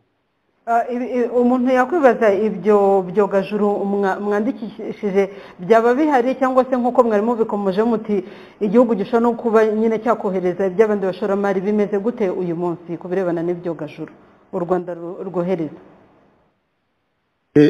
Icya mbere ni ukubanza gusaba ITU kugira ngo bamenye ko u Rwanda hari iyo gahunda yo kohereza ibyogajuru kugira ngo ITU itubikire imiyoboro ya frequency, imiyoboro ibyogajuru bizakorerwamo. N'ikindi cya kabiri kugira ngo ITU idushakire umwanya mu misanzure ayo bita orbit. So iyo bintu nibimara kuboneka ITU imaze kubyemeza kandi tugasanga ko nta kibazo kizabamo mu gihe ibyogajuru bizaba birimo gukora cyangwa se bitazateza ikibazo ibindi byogajuru biri mu kirere, aho ngaho niho process izakurikiraho yo gushakisha ibyo byogajuru no kubishira hamwe, kubihuza no kubilauncinga kugira ngo bigere mu misanzure. Ibyo bibazo nta bindi mukeneye kumva kuri iyi audio kuko urumva ko barashaka ubucuruzi n'abakomisiyoneri n'amabandi, barashaka abantu babikorera ku giti cyabo, barashaka ko nk'abantu buriya ni nka bya bindi Kagame amaze iminsi yirukanka mu bihugu by'Abarabu, barashaka kuregisteringa ibyogajuru bitari ibyabo ngo ni ukugira ngo kuko bandikaga kuko ari byinshi cyane kuko ntabyo bafite ngo bashobora gukora ubufatanyabikorwa n'abandi, ariko urumva ko ngo bashaka kugira ngo bazabyohereze ngo igihe nikigera babishaka igihe nikigera. Ntabwo bashobora kubwiza ukuri ibyo barimo gukora, ni ububandi, ni ubucuruzi, ni ubujura. Ariko noneho mbabarira mumbwire, ahangaha mfite audio ngira ngo mwumve, ntabwo ziri butinde, ni ngufi cyane. Urebe u Rwanda mumaze iminsi mukurikirana abanyarwanda bashonje babuze ibyo kurya, basaba ubuhunga barabubuze, abanyarwanda basenyerwa, abanyarwanda badashobora kwivuza. Hari inkuru ya mbere shaka kugira ngo duhereho niyo umuturage watabarijwe na za Freemax, kandi nazo murazizi ko zirageramiwe, barazirukankaho, barazihiga, abanyamakuru bazo barafunzwe kubera ko bajya kweexposa. Imwe mu mpamvu nuko beexpose ibintu leta y'u Rwanda idashaka kwerekana, ishaka kwiyerekana nk'igihugu koko cy'ibyogajuru, ntabwo ishaka kwiyerekana nk'igihugu cy'abakene. Ariko umva bamwe mu bo Afrimax yasuye, wumva umubo barafite, noneho wumve n'izo kampanye barimo. Nyagasani ndakwinginze nubwo wankura mu mubiri ububabare ndi guhura nabwo muri iyi si Mana, untabaye wangiriye neza. Urasubiremo buretse kugenda, hari byinshi bigutegereje kandi uzakora. Nkundira ufungura umupira abantu bongere barebe. Iyi audio ndayikomeza mu kanya, bimwe muri byo ntabwo ari ngombwa ko tuyenda tubitindaho cyane kuko ntabwo ariyo gahunda yanjye. Nicyo nshaka kubumvisha ni uburyo abantu, uyu muntu yagiye mu bitaro, uyu muntu agasezererwa akava mu bitaro bakamwohereza iwe, ariko umubonye kuri video yena mwayisanga aho ngaho kuri Afrimax wabona ko uyu atari umuntu koko wo gutaha. Reka mwongere mwumve turezime iyo audio. Murambabarira iraza kuza mu kanya. Uwo muntu rero yenda sinza kwisobanura, ni umuntu w'umurwayi w'indembe yagiye mu bitaro bya CH Kabinga byise niba ari CHUK, bagerageza kumuvura, barangije baramubwira baramudischarginga arataha. Icyo nshaka guhuza na biriya bintu by'ibyogajuru ni iki, nuko priorite z'icyo gihugu zirababaje cyane. uyu muturage umurebye ukuntu bamuta si ukuvuga ngo mu Rwanda abantu bashobora gupfa ahantu hose barapfa no muri Amerika barapfa ariko uyu muntu basohoye mu bitaro bakamutahana bari bakeneye gukora yenda bakubaka extension y'ibyo bitaro cyangwa bakashaka ibitanda by'abantu nk'aba mbere y'uko utangira gutekereza ngo ibyogajuru n'ubufatanye n'abandi baherwe n'abacuruzi ngo business partners. Reka noneho murezime iyi audio wumve uyu muturage agahinda afite.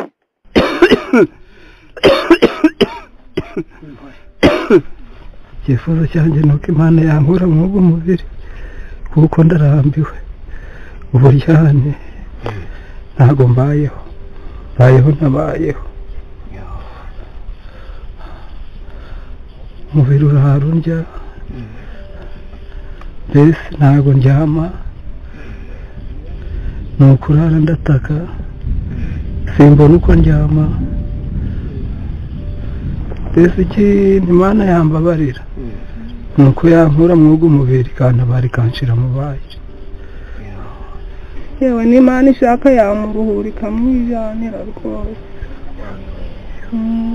turabona umubiri rwose umaze kumushiraho icyifuzo cyanjye njye nasaba Imana icyifuzo nasaba Imana n'abandi bamfasha Imana rwose yampamagarira umwana ikamukura mu mubiri ntagumye kuzamba kuri iyi si kuko nta n'ikindi nasabira umwana wanjye yamuruhura pe ikamwijanira nta kintu ntabwo yari umutaza yenda no gutekereza ko icyarika irizore ko ari umuntu umwe umeze atya ni ishyano ryose.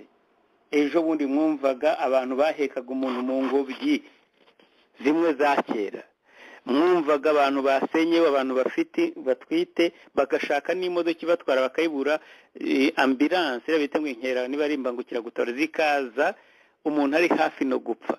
Kuki utatekereza ko ibyo ari byo bintu wabanza ugashyiramo imbaraga ukagura nibura ibyo bikabanza bikava mu nzira?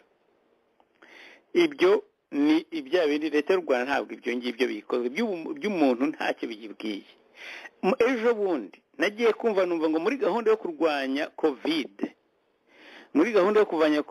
covid ngo harimo gahunda ya helicopter ishinzwe gusa kwamamaza ibikorwa byo kwirinda ko kubwira abantu ngo mwirinde ngo covid ntiranye, ariko reka ne kubivuga, reka mubyumvire. Turi mu bukangurambaga bwihariye bwongera kwibutsa abaturage ko covid igihari kandi ko tugisabwa kubahiriza amabwiriza yo kwirinda covid. Insanganyamatsiko y'ubwo bukangurambaga iravuga ngo ubudasa mu kurwanya icyorezo cya covid. Kuba rero twifashishije ubu buryo bw'indege ni bumwe mu buryo budasanzwe tugira ngo umuturage twongere tumushyiremo ikibatsi, yibuke ko ibyo akora byose ubwo dufite imirimo itandukanye yagiye isubukurwa, ariko yibuke covid igihari. Iyi ndege rero mu kanya igiye kuguruka izenguruke ikirere cy'akarere ka Kicukiro, ariko ubwo n'umujyi wa Kigali muri rusange, aho rero twifuza ko umuturage uza kubabona iyi ndege idasanzwe yanditseho amagambo ajyanye no kwirinda icyorezo cya covid. Turizera ko biza kumwibutsa uruhare rwe mu gukomeza kubahiriza amabwiriza. Turimo rero turifashisha uburyo bwose butaba bwarigeze bukoreshwa kugira ngo ubutumwa bwibutsa umuturage yongera abone ko atari bwa buryo busanzwe. Nabwo turabukoresha ubusanzwe, turi kuri radio, turi mu nsengero, turi mu isoko, turi mu rugo ku rugo, turi mu bundi buryo n'ubundi bwari busanzwe, ariko tukongeramo n'akarusho tuvuga ngo dufatanije n'abafatanyabikorwa bacu ni iki kidasanzwe kitaba cyarakoreshejwe, ariko uyu munsi cyatubera umuyoboro wo kwibutsa umuturage ko covid igihari kandi ko agisabwa kubahiriza amabwiriza yose. Ni muri urwo rwego rero twazanye iyi ndege kugira ngo idufashe kugera mu mirenge yose y'akarere ka Kicukiro. Tunabikora kuri uyu munsi w'icyumweru, aho abaturage bose baba bari mu ngo zabo, abenshi baba bari mu mirimo yo mu rugo, bagiye gusenga batari mu biro, tugira ngo aho baherereye hose mu karere ka Kicukiro ubutumwa bubagereho.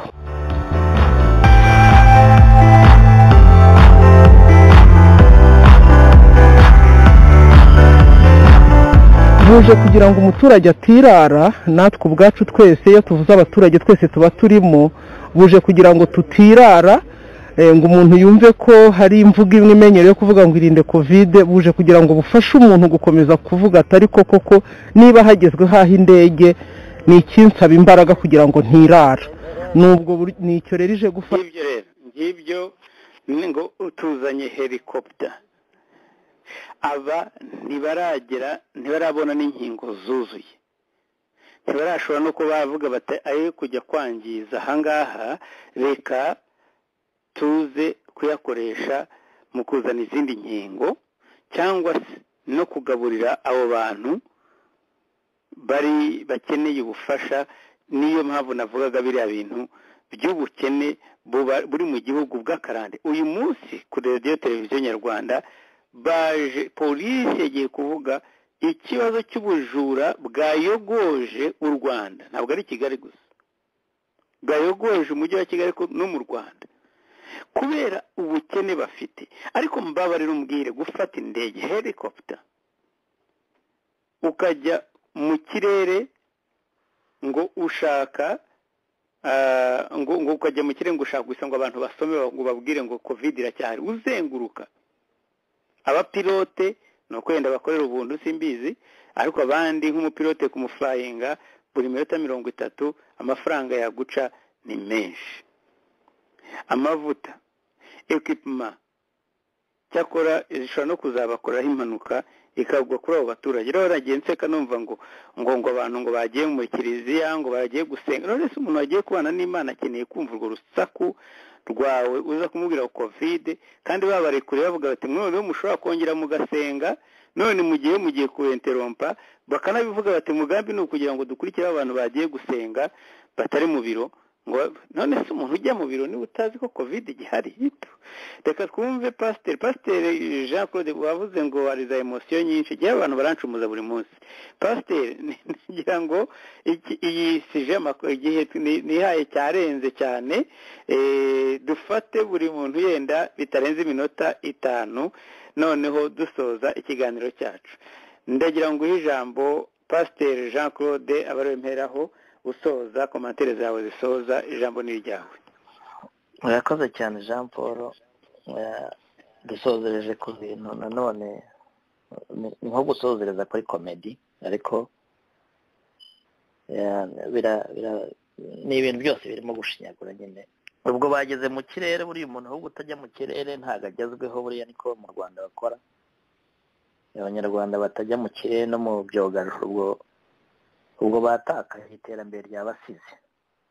Ariko icyo navuga na muri rusange nuko igihugu kiyobowe mu buryo bw'inyungu z'amafaranga ku bategetsi bari mu Rwanda, ariko ubuzima rusange bw'igihugu ntago bubareba, kuko biyobowe mu buryo bw'umujyi umwe gusa, no kureba ibintu bifite inyungu. Izo ndege usojerejeho, iyo ndege yo kurwanya covid, none se habaye iki cyatumye noneho bahagurutse indege kujya gukangurira abantu ngo batirara? Wese uko isi tuyibona naho igeze niho honyine kuko havutse ibyorezo bidasanzwe. Iyo covid yishe abantu benshi badasanzwe ku buryo bazana n'ubwo na bya bindi bita ngo ni ubudasa bigiye gutuma noneho bahagurutse indege. Ahubwo ikintu kirimo muri ibyo, ubwo bagiye kubikorera raporo, barahagurutse indege babikorera raporo, bagiye gushaka amafaranga. Niko bakora n'abashabitsi, ni ugushaka amafaranga n'inkunga. N'ibyo byogajuru nk'uko bivuze ngo n'abakomisiyoneri ntabwo ari iby'u Rwanda. Abakomisiyoneri nyine bagiye gukorera abandi, wenda bari ibihugu bishaka gukora ibyo, wenda batabishobora kubikorera iwabo, babikoreye ku Rwanda, u Rwanda rubyitirirwe. Noneho u Rwanda rugiye kubeshya abanyarwanda ko ari iby'u Rwanda. Ibyogajuru 330 ingahe nabonye, bari 367. Koko n'icyogajuru kimwe mu Rwanda gishobora kuhagurukira koko mubizi.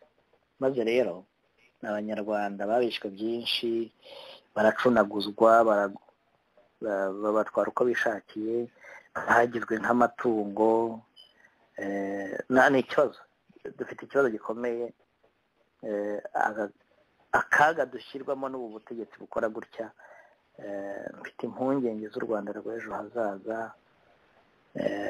igihe FPR izaba itakiri ku butegetsi ikibazo tuzaba dufite gikomeye ni ugushaka ukuntu twagarura ubumuntu tukiyubaka tugasanwa imitima kubera yuko hari n'abantu wenda bajya bagwa mu mutego wo kumva ko ngo bari hanze turi mu mahanga turi mu Burayi turi muri Amerika ariko nagira ngo numvishe abanyarwanda badukurikiye ko iki kibazo kiratureba twese kubera gute ni ukubera yuko iyo tuvuze nk'uwo murwayi wabuze uko yivuza cyangwa se warangaranywe gutyo leta ititayeho no ku bandi bagenzi be n'abakene n'abandi basenyerwa abakarengewe mbega babuze kivugira na kirengera bariya abantu bafite ababakomokaho bigenda rero biva ku murwayi bikajya ku murwaza bikava ku murwaza bikajya ku mubyeyi nyiri uwo muntu ufite isano n'uwo muntu buri wese agenda bimwangiza agenda byangirikiramo agira igikomere ku mutima birarangira rero twese n'abari hanze twitwa ngo turi hanze natwe tutabayeho kubaho nanone dufite igihugu kimeze kuriya nabyo ntabwo numva ko turiho hari abo mbona wenda babyirengagiza kumva ko bashyitse bamugane abandi bene wacu ntabwo twigeze dushyika turi mu kaga gakomeye u Rwanda rutaratungana buri muntu wese afite ikibazo aho yaba ari hose waba ukize waba udatunze waba utunze uko waba umeze kose bikugeraho hari ingaruka rero zirimo zitugeraho twese tugomba twese ahubwo gushyira hamwe tukareba ko twafasha bene wacu mu nyungu zacu natwe ubwacu kubera yuko tugomba kubigira ibyacu si ngombwa ko agomba kuba mwene wacu ni uko tuzi ko ingaruka ziba muri kiriya gihugu twese zitugeraho nk'abanyarwanda aho turi hose hari n'abagerageje kwiyambura ubwenegihugu ariko uko biri kose bikugeraho byanga bikunda kuko kwiyambura ubwenegihugu ntabwo bikubuza kuba umunyarwanda biri mu maraso yacu tugomba rero kubishyiramo imbaraga tukirinda guhunga responsibility ahubwo izo responsibility cyangwa se izo nshingano tukazijyamo kugira ngo ahubwo turebe ko twafashanya dushaka umuti naho waba uruhije ariko dushaka umuti igihugu cyacu kiramirwe tuve mu bantu b'abatekamutwe rwose kuko biratangaje n'ababaje kubona abantu b'abatekamutwe bashaka ahantu haba amafaranga n'aho yava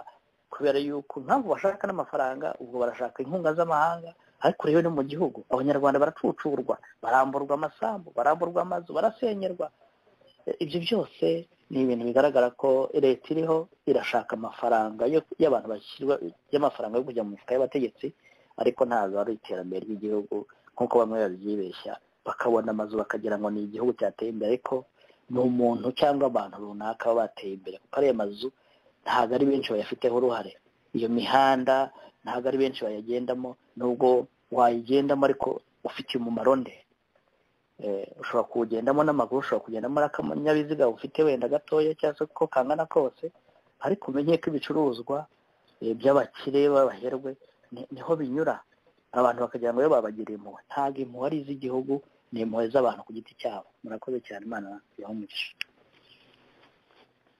Pasiteri Jean Claude Habimana reka ngushimire ku bitekerezo byawe by'uyu mugoroba n'iby'ikindi gihe no kuba umukontributeri aha kuri radiyo iteme ndagira ngo yenda nizere ko tuzongera guhura bitari kera ndagira ngo mpe umwanya nk'uwawe bwana ngombwa Benon nawe afate iminota mike asoze ikiganiro yaba ari igitekerezo wibagiwe cyangwa se kuri izi ngingo nsorejeho ngombwa Benon ijambo risoza iki kiganiro umwanya n'uwawe mbabarire Benon ntabwo urava kuri mute ubu noneho ndumva bitunganye Benon niba unyumva komantere zisoza ikiganiro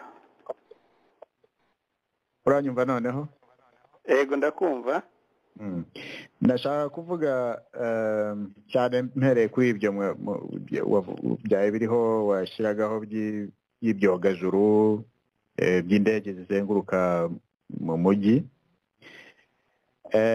mu by'ukuri ikiriho ni PR ni uburyo gusa bashaka kugaragara ni bya bindi bishingiye ku isura y'ubutegetsi buriho biriya cyane cyane ni ibintu baba bereka abanyamahanga bari mu mujyi wa Kigali ukunda kubona ko bakunda gucishaho abazungu ngo nabaga muri Amerika ariko nsigaye mba mu Rwanda, abandi ngo nari umunyetiyopiya niho navukiye ariko ubu navukiye muri Ethiopia ariko nahisemo kuba umunyarwanda. biriya byose nibo biba bigenewe, nta kamaro bifitiye abanyarwanda mu by'ukuri. Jean Paul, biriya wabigereranya n'urugo. Umugabo wese ufite ubwenge cyangwa se umumama, umubyeyi uwo ari we wese, abaye afite urugo hakaba abana bagiye kuburara, ntabwo ashobora gufata amafaranga ngo ajye kugura sima avuge ngo agiye gutangira kubaka inzu. Hari ibintu biri basic umuntu agomba kubanza kurebaho iyo akora priorities. Ntabwo mu by'ukuri ushobora kuvuga ngo ugiye gutangira kubaka inzu y'umuryango wawe, yewe kuko urumva ko ari ibintu ko biba bifitiye n'inyungu umuryango, kugira inzu, kugira aho batura, ariko iyo nzu ntabwo ushobora kujya kuyubaka mu gihe batabashije no kurya ngo uzajye no kuyuzuza bahari ngo banayituremo. Nibyo rero tuya mu Rwanda, hari ibintu bakora bakaza bagakwita mu maso abanyarwanda akavuga ngo dore inzu twujuje, udashobora no kumenya nyirayo, ntibasobanurire abantu ngo inzu ni yaha n'aha cyane runaka niwe nyirayo, cyangwa se amadeni bagiye gufata ngo bayubake ntibabanze guca mu nteko arizo ntumwa za rubanda. Ugasanga mu by'ukuri ibintu byose bikorwa harimo gushaka gusa kwibonekeza mu banyamahanga bahagenda cyangwa se no mahanga bavuga ngo dore ibyo twakoze twagezeho. Ibyo byose biba bishingiye kuri cya kibazo cy'isura y'umuntu widoderaho igihugu cyose agashaka ko kigendera kuri we, ariko namugira inama y'uko he's too small for a country.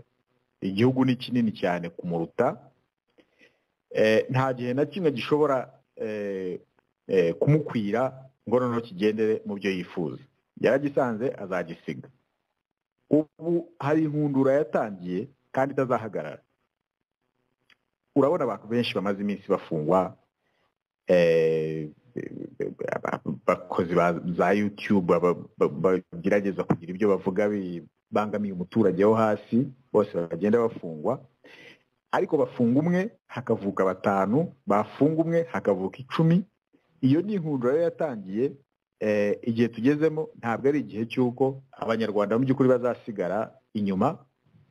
Aho isi igeze ubu naho buri muntu wese agomba kugira information, akabajyana n'aho igihe kigeze, akagira ubwisanzure, akavuga ibimubabaje.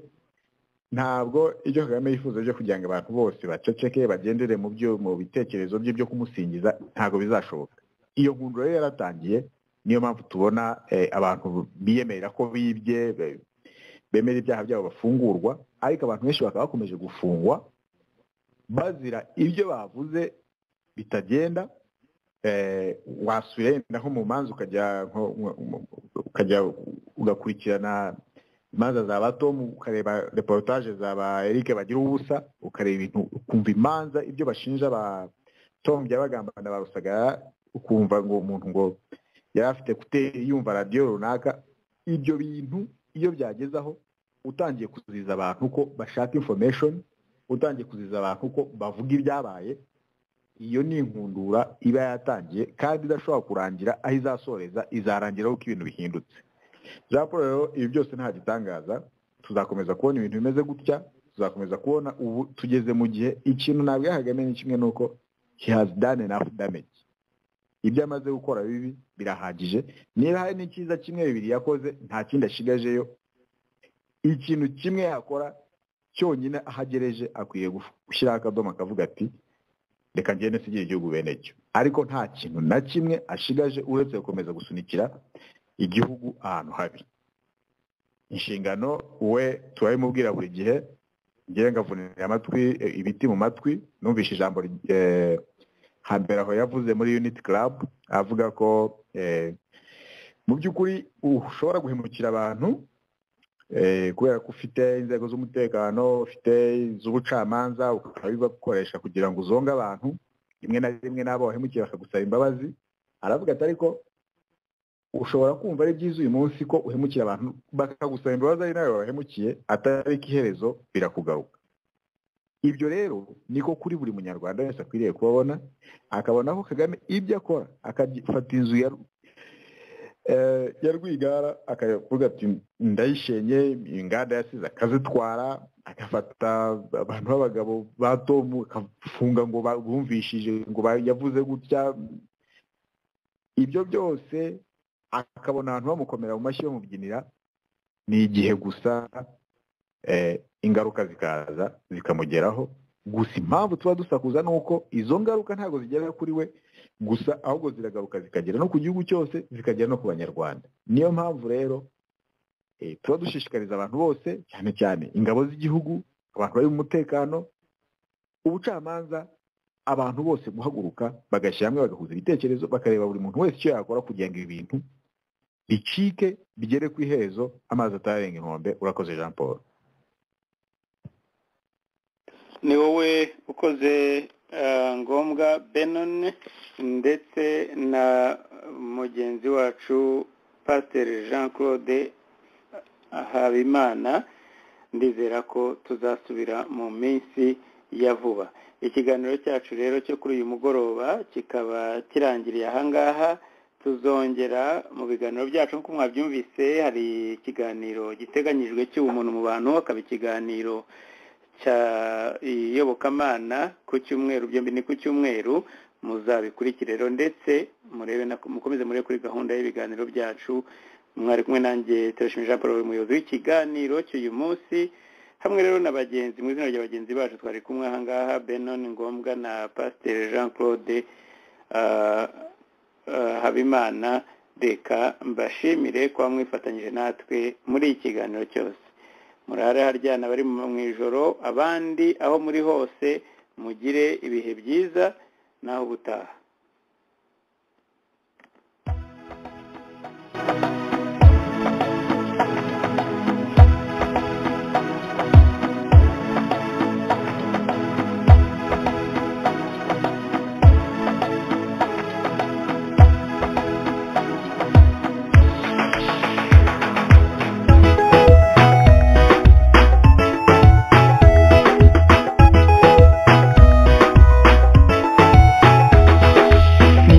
Wakwireba kabona ari kamara, ninde wakwirengagiza abo bangana, ninde ubona amahari ari inzira nyayo. Urunana runano, urunana buno, urya nigeze kinini kiri shama. Urunana runano, urunana buno, urya nigeze kinini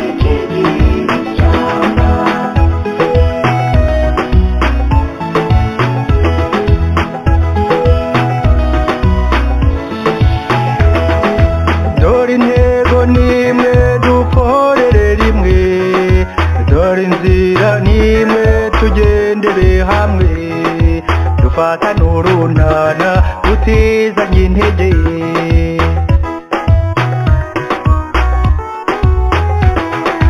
Abagiye inama Imana irabasanga, dufata n'urunana bizaba umurage.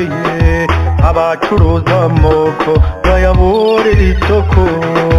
Urunana runano, urunana buno, urya nigeze kinini kiri shama. Urunana runano, urunana buno, urya nigeze kinini kiri shama.